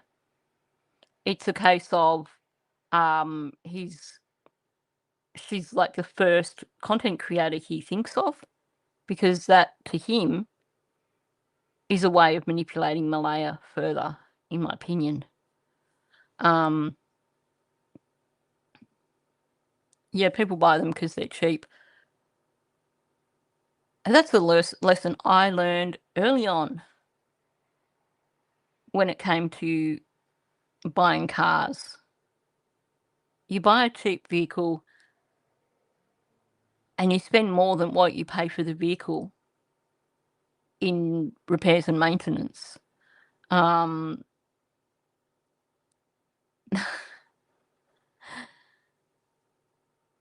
Yeah. He's a hero. Welcome in, Nancy Da. Good to see you here. Wonderful, Wallflower. precious, innocent girl, right? Yeah, it's And not my like world. the problem is, she said she talks to Cindy. She said she talks to Cheryl. She talks to Malehya. But yet, to this day, she has never, ever said anything that they have said to her. Now, Daniel is basically latching onto what a lot of people said in terms of Shan's approach. Welcome in, Aussie True Crime. Good to see you here. He's, for him, the issue here, basically the first thing he's said here is that she talks to Cindy, she talks to Malehya, and she talks to Cheryl. That is his concern.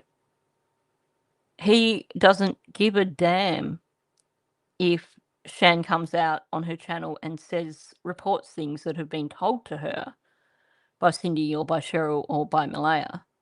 He's worried because she speaks to them. He's worried that they might turn around and say something that's going to make Daniel look really bad. But now he's going to tap into what a lot of people have said, and that is that in terms of Malehya communicating with those three, she's only relaying back the information. She's not producing receipts. She's not showing messages like other content creators do when they've communicated with Malehya or someone. She's not having Malehya come on her channel and do an interview or anything like that. So that's what he's tapping into. But of course, he would love it if Malehya came out and spoke on someone's channel, because straight away he would take that and he would twist it. Oh, he's totally gaslighting. Totally. He's really, you can tell, he doesn't like Shan because she is in cahoots with Malehya, as he would probably think of it. Yes. It does. The silence works for him, but he's desperate for her to come out.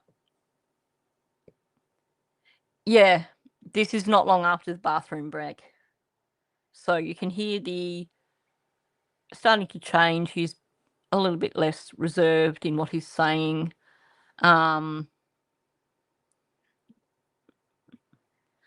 Possible, Fred, possible. Wait, She just keeps leading on her viewers, saying, "I'm in the know. I know, Daniel." Like, or she'll stand out and set in front of the courthouse. Daniel, where are you at? I'm doing a live stream. Daniel, where are you at? Daniel. Do you think he's a little bit afraid of shenanigans?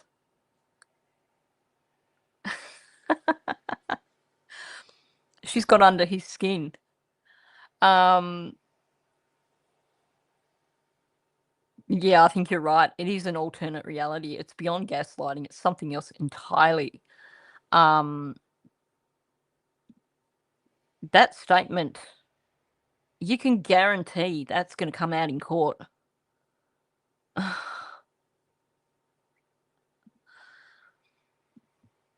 Well, that's the thing, isn't it? He's kind of got a point, but he's twisting it for his own benefit. I do find it concerning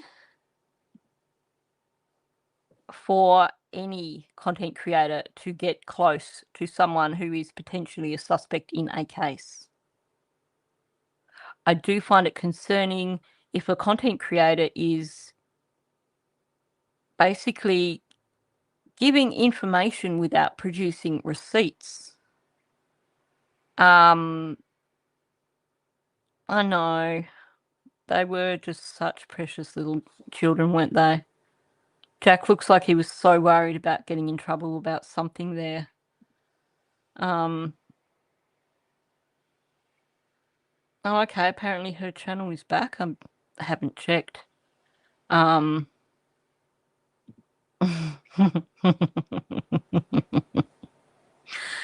Grover. That is the one.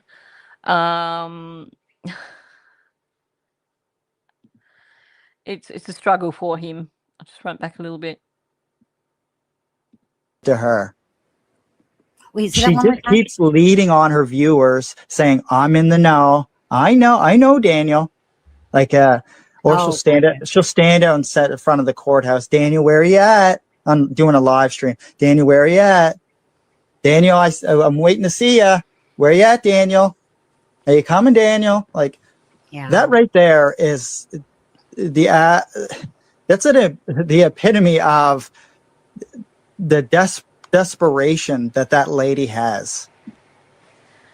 Had trouble spitting that out, didn't you, Daniel? That's the epitome of desperation. Tell us about the epitome of desperation, Daniel. Because I think you could tell us what the epitome of desperation is. We see that quite often in your gaslighting, and we're seeing a bit of that now in the way you are basically trying to run shenanigans down.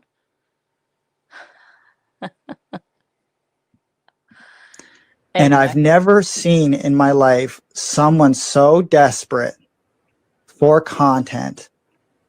And she goes on, she's bashing Darren. I mean, that's fine. That's fine. He's never seen someone so desperate for content. I could tell you a few other channels that are so desperate for content that they're not even really talking about anything closely connected to this case. Dear.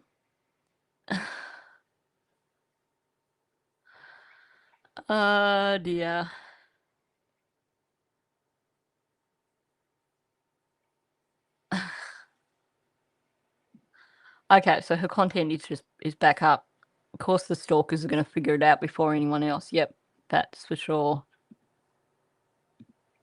Yep, he wants to discredit her more than anybody else because she's communicating with Malehya, and Malehya probably has a lot of things that she could tell, shenanigans that she could put out publicly that Daniel wouldn't like.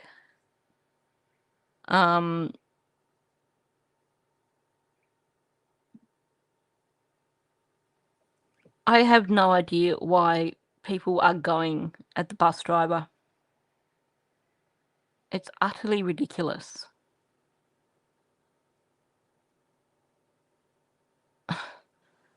it kind of doesn't matter to us where he lives, and yet they're putting out all these malicious rumors and bits of misinformation about him. Like, do you really think he would be employed as a bus driver without them doing a background check for starters, without presumably in Canada they have to have these like working with children checks. I get so sick of those channels who just go after one person after the next just because it's a good narrative and it gets the views. At this point, like I don't like saying that because, you know, Jordan's been my friend for over 20 years, and I don't like saying that about Darren, but that's just how it is. Darren has caused so many issues and he's misled the public. Well, he didn't. Do you think him and Janie are now a bit afraid that Darren's going to flip on them and say something about what he knows? Because this is such a turnaround. We know that there's been this falling out between Darren and Janie and Daniel. And now all of a sudden, he's like gunning for Durwood. He's going to throw Durwood under the bus.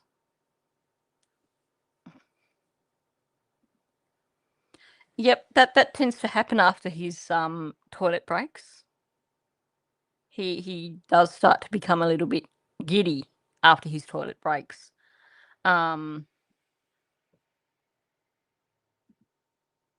True. Jordan was arrested after this. Yeah. I think he's, especially, saying Darren has caused so many issues and he's misled the public. This is him getting in before Durwood says something that's going to incriminate him and or Janie. Oh God.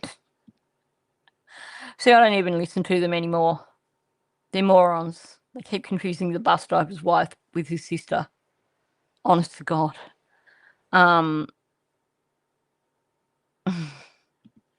I know, what a hard thing to do. It's a good thing Daniel's so virtuous and he wouldn't dare mislead the public. But, Durwood does. And he, such a bad person. Yeah, the bad person who was pushing your narrative for you for many, many months, Daniel. Until something happened and you all had a falling out. And, this could be the big unraveling. The whole falling out between the people involved in this cover-up.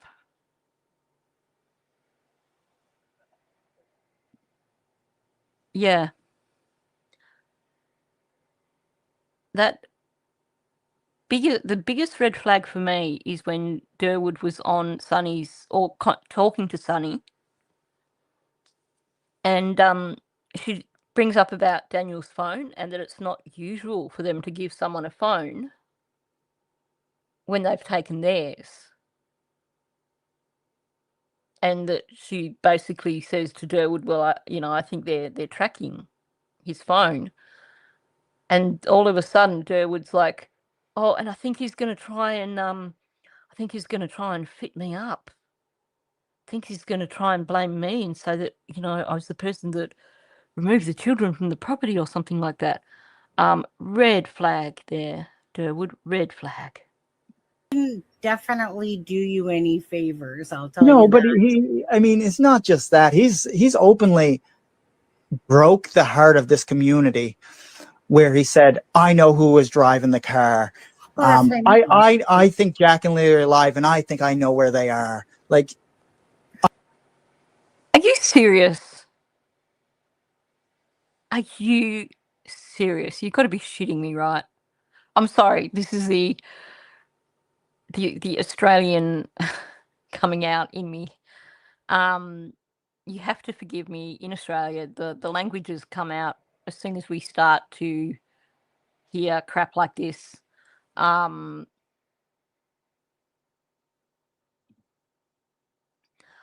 I would imagine Daniel's phone was possibly an Android, because I know Janie's was and Malehya's was, but that doesn't guarantee it.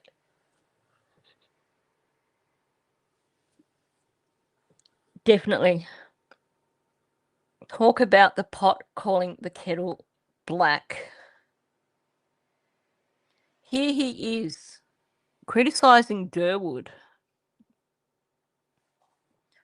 He broke the heart of the community by saying that Lily and Jack were alive, by pushing this whole narrative that someone's put them in a car and taken away somewhere. Yeah, right, because you never said that, Daniel. You never said it directly, but you said enough to lead people in that direction so that there was no doubt in people's minds every time you spoke about the children and the day they went missing. You made sure that you led people far enough down that track to make sure that they understood that you were accusing Malehya of having someone remove the children from the property. And now he turns around and attacks Durwood over that. Like, hello.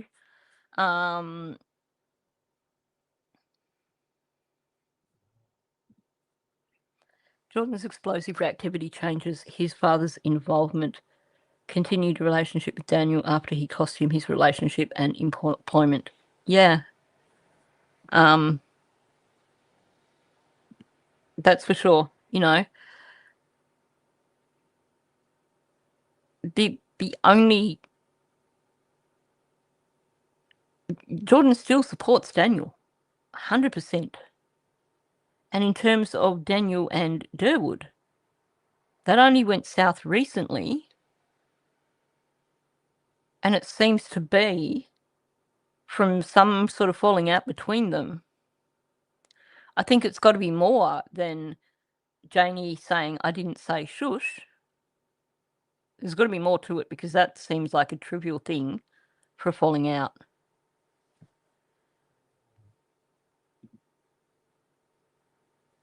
Oh, exactly. Not only is it the odd behaviour, but this is the thing that makes me think that Durwood has to be involved, because he does not take criticism well. And yet, when everyone started pushing back and saying Durwood is full of crap, this is all fabricated, all that sort of stuff, he has continued to involve himself. He's still involving himself. Now, we're 15 months in. He was discredited 12 months ago, and yet he's still coming out and sticking his nose in. Does that really sound like someone who's not involved? Because it sounds like he's involved to me.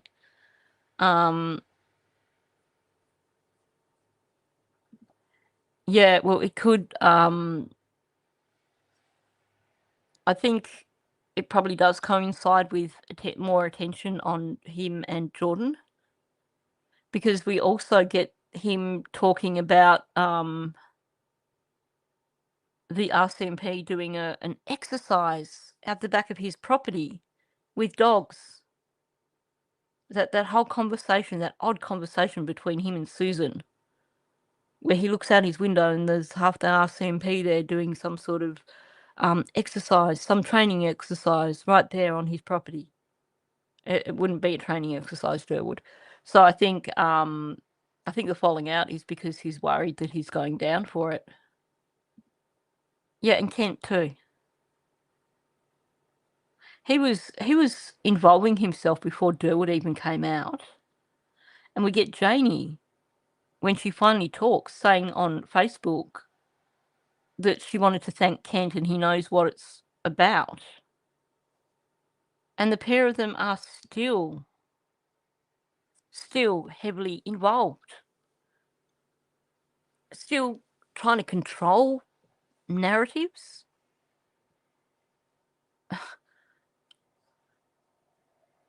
You've got to wonder what their involvement is. Yep. Heavy machinery operator. Got Kent, who wrecks cars, who had a fire a month after the children went missing, where multiple clients' vehicles were lost in that fire. Just happened to be the ratty old shed, not the really good, expensive one. Got to wonder, you really do. I'm 1,000% ironclad. Like, right. That will always be. I almost think someone should make up a T-shirt that says 1,000% ironclad. I know. Iron. You don't pronounce the R, Daniel. It's just ironclad. Daniel, we could make up multiple T-shirts with things you say. I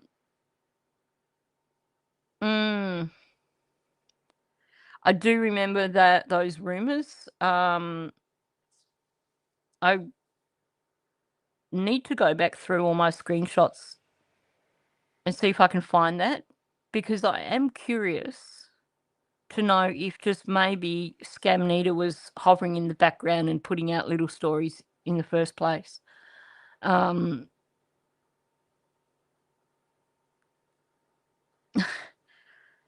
Superman lizard. Oh yeah, that would make a good T-shirt, wouldn't it? Lizard lips with. Oh my gosh. Oh my gosh. Don't give me ideas. just for the aspect of, I mean, that's a funny joke to make, but the overall situation that we're dealing with isn't funny, right? Right. But yeah. And it's not a situation where it's a humor situation, but there's these little glimpses of humor that are inside. But the overall situation is dire and not a situation to laugh or you make jokes at. But when it comes. Oh, Daniel. Yeah, we laugh at you and make jokes about you all the time.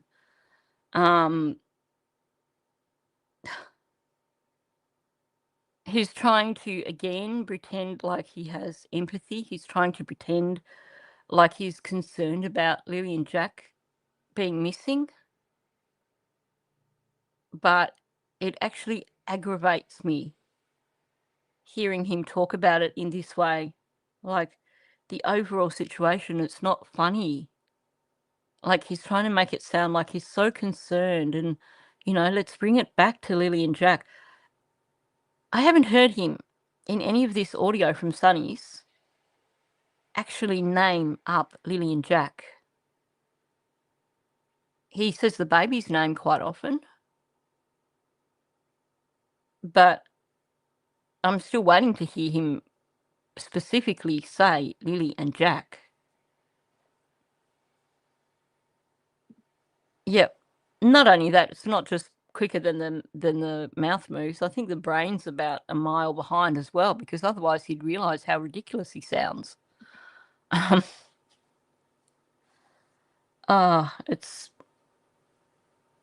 does my head in. I cannot stand hearing him talk about, the overall situation is dire and, it's not a situation to laugh at, but you got to laugh. Oh yeah, 100%. He is a concern troll. That is Good way of putting it, that's for sure. Just keep going a little bit longer. Case, it's, of course, it's always, you know, like, just because sometimes we can let loose a little bit in chat or in the live. I wasn't born. We're all human, Sonny, and there's these little things that are funny, right? And you can't deny yourself that little smile in a time where it's such a tragic situation. Well, that's just the bottom line. Ding, ding, ding. Here comes tragic again. He leaks these words constantly. Now, if he truly believed, like he says, that Lily and Jack are still alive and that they're out there somewhere and, you know, they're just missing,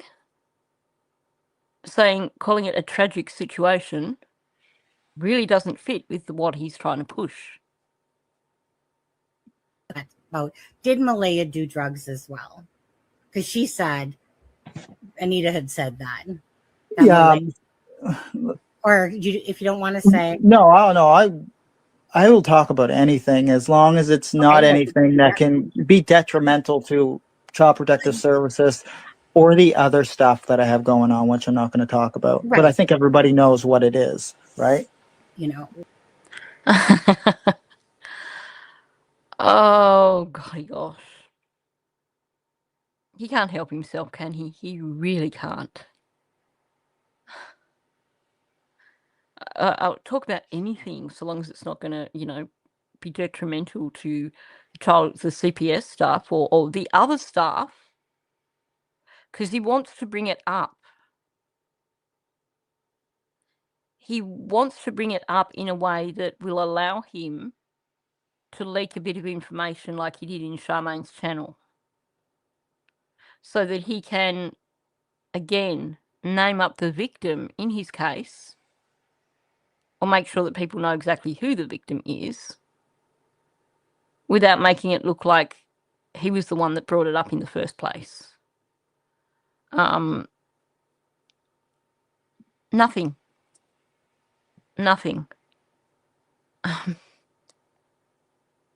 And yet he got on, was it here or on Charmaine's, where he's like, oh, they always edit out the bits in my interviews where I'm pleading for the children. Well, so far, this is, according to the timestamps that I can see on my transcript, this is an hour into his conversation with Sonny, and not once has he tried to advocate for Lily and Jack. The entire time, it's been about Daniel.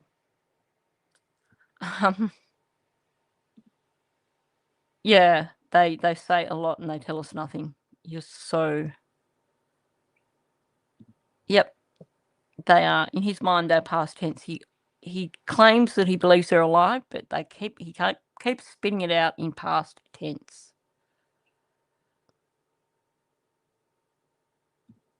Exactly. This whole, you know, they edit it out, and yet we have that news footage right there, where the reporter says, and the message still is, like, he needed a full-on prompt to be reminded that the purpose of doing that interview was to talk about Lily and Jack.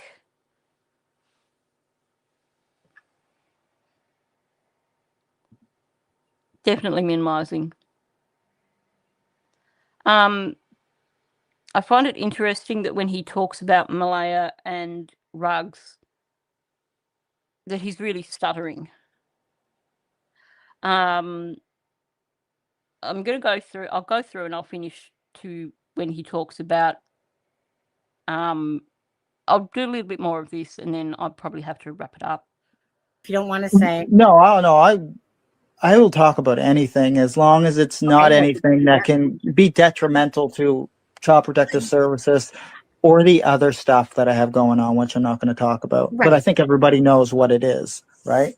You know, absolutely. So, but so did she do meth? Did she do drugs? Because Malehya, as far as I know, when she was with me, she has never touched hard drugs. I have never convinced her to do any drugs.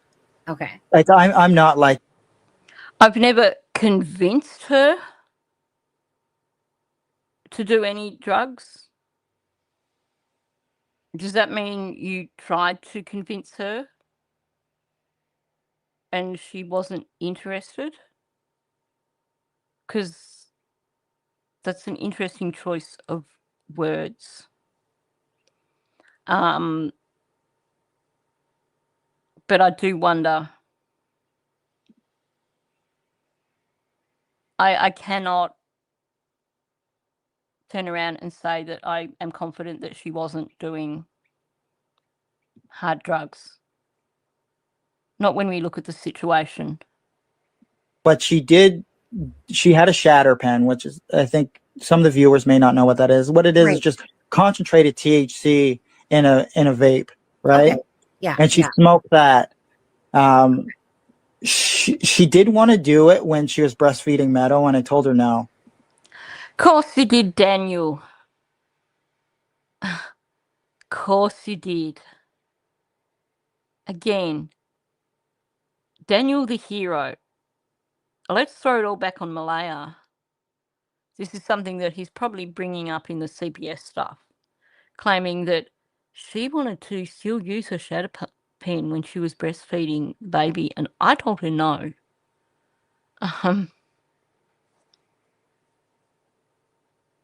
Yeah.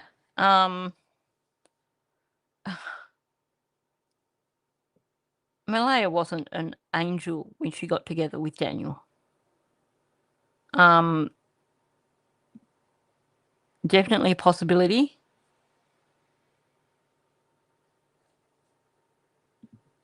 Yeah, getting in ahead of the accusations with the I didn't convince her or whatever it was he said. I've never convinced her to do any drugs.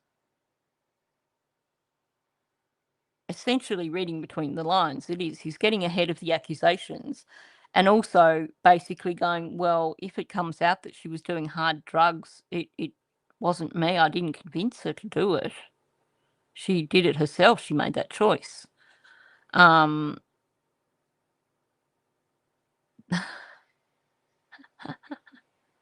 Yep. So much time has elapsed and he's evolved. But in this 9-hour live, what percentage was advocating for Lily and Jack? So if we are a bit over an hour into the live stream, so we've just had 10% of the live stream already, and of that 10%, 0% was advocating for Lily and Jack. So it's not looking good. He may have convinced others. It certainly makes you question that.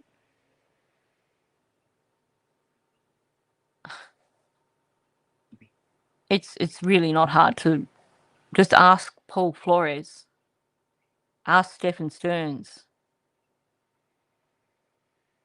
It's really not hard.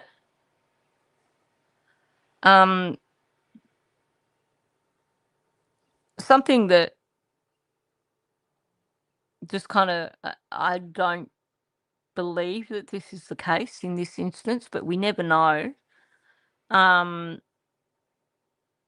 They went to the smoke store or whatever it was to get a vape for Daniel on the Wednesday or the Thursday.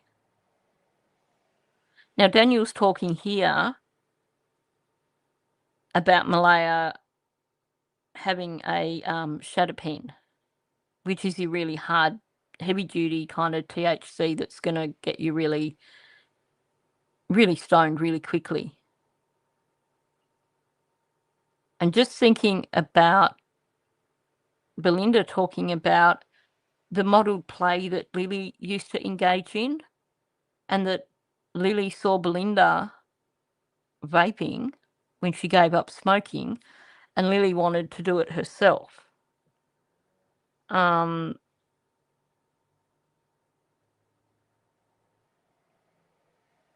Kids can overdose from shatter pens. I don't think that's what happened, but it's certainly a consideration.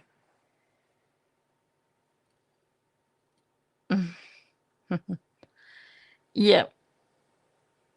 I won't put that up, Bonza, but so true, so true. So I think that's a good spot to stop there, because then he starts going on about Vodka Man and Scam Needler, which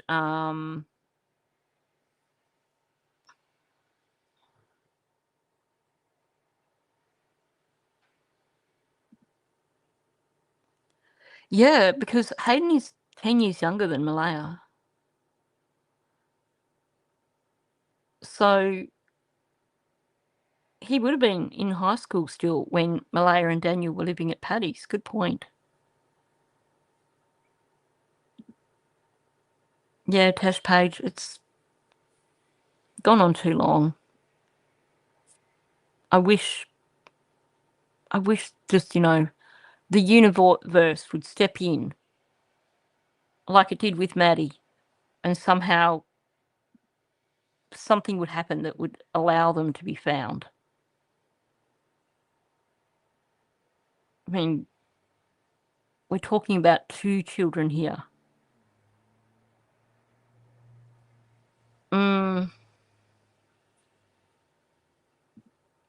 I try not to think about that side of things, because it's heartbreaking to think about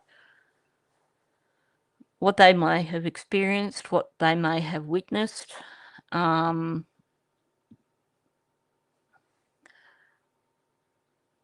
enforcement have to have Narcan on them because of how dangerous fentanyl is.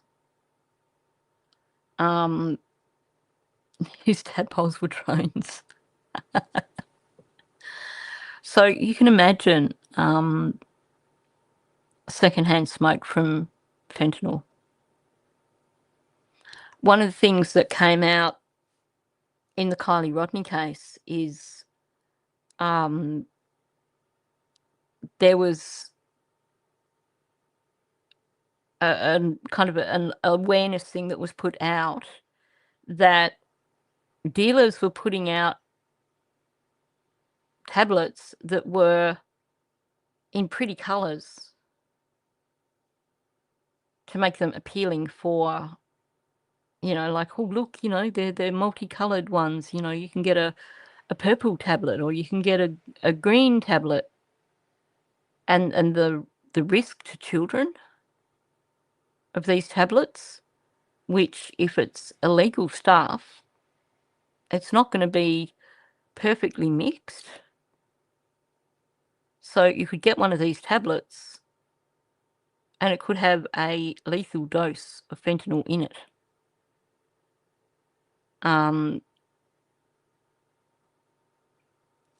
Yeah.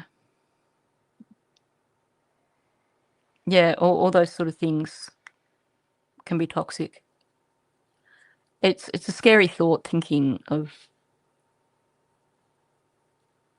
what their home life was like.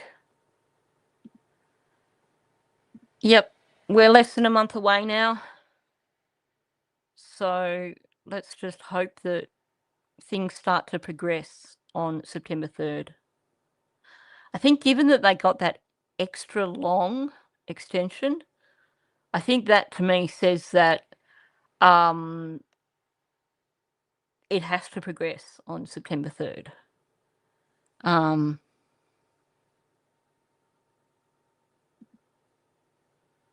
Yeah, that's a scary thought, isn't it?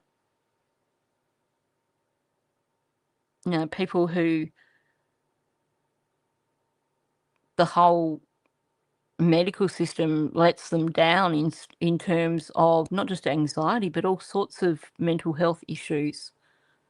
So they buy stuff off the street, and it doesn't end well. It's a scary, scary thought. Just takes one time to get the wrong thing. Yeah, Tash Page, I agree. Addiction is a public health issue. It's, oh, heck yeah. That can be one of the biggest things. And that's why you see so many teenagers getting into these dangerous illegal drugs because there's so much pressure. Now, obviously, there's, it's created a huge market and there's kids that get into it, not so much because of the pressure, but because they think it's cool. Yeah. Daniel was just self-medicating for ADHD. Of course he was. We believe that, don't we? That's for sure. I'm going to wrap it up here. I will put on Daniel's drone song, I think, to finish off with. Didn't even know it was a thing till Jay Slater. The Kylie Rodney case was a major eye-opener for me, I have to say. Just learning about the rugs and all the hazards and stuff like that. But it is something that's just gotten out of control, in my opinion. Anyway, I'm going to wrap it up there. I will put up the drone song to finish off, but before I do, just want to say, if you haven't hit the like button, please do so. That helps me a lot. If you are new, please subscribe. If you're listening on replay, please leave a comment below. And even if you are just listening now on the live, feel free to come and leave a comment. I will put the link for the video that I did about the forensics on Malehya's vehicle in the description for these live streams, so that if you wanted to go and watch that, you can. So let me find this one. Where is it? I'll put this up and I'll just say thank you, and I'll catch you in the next one.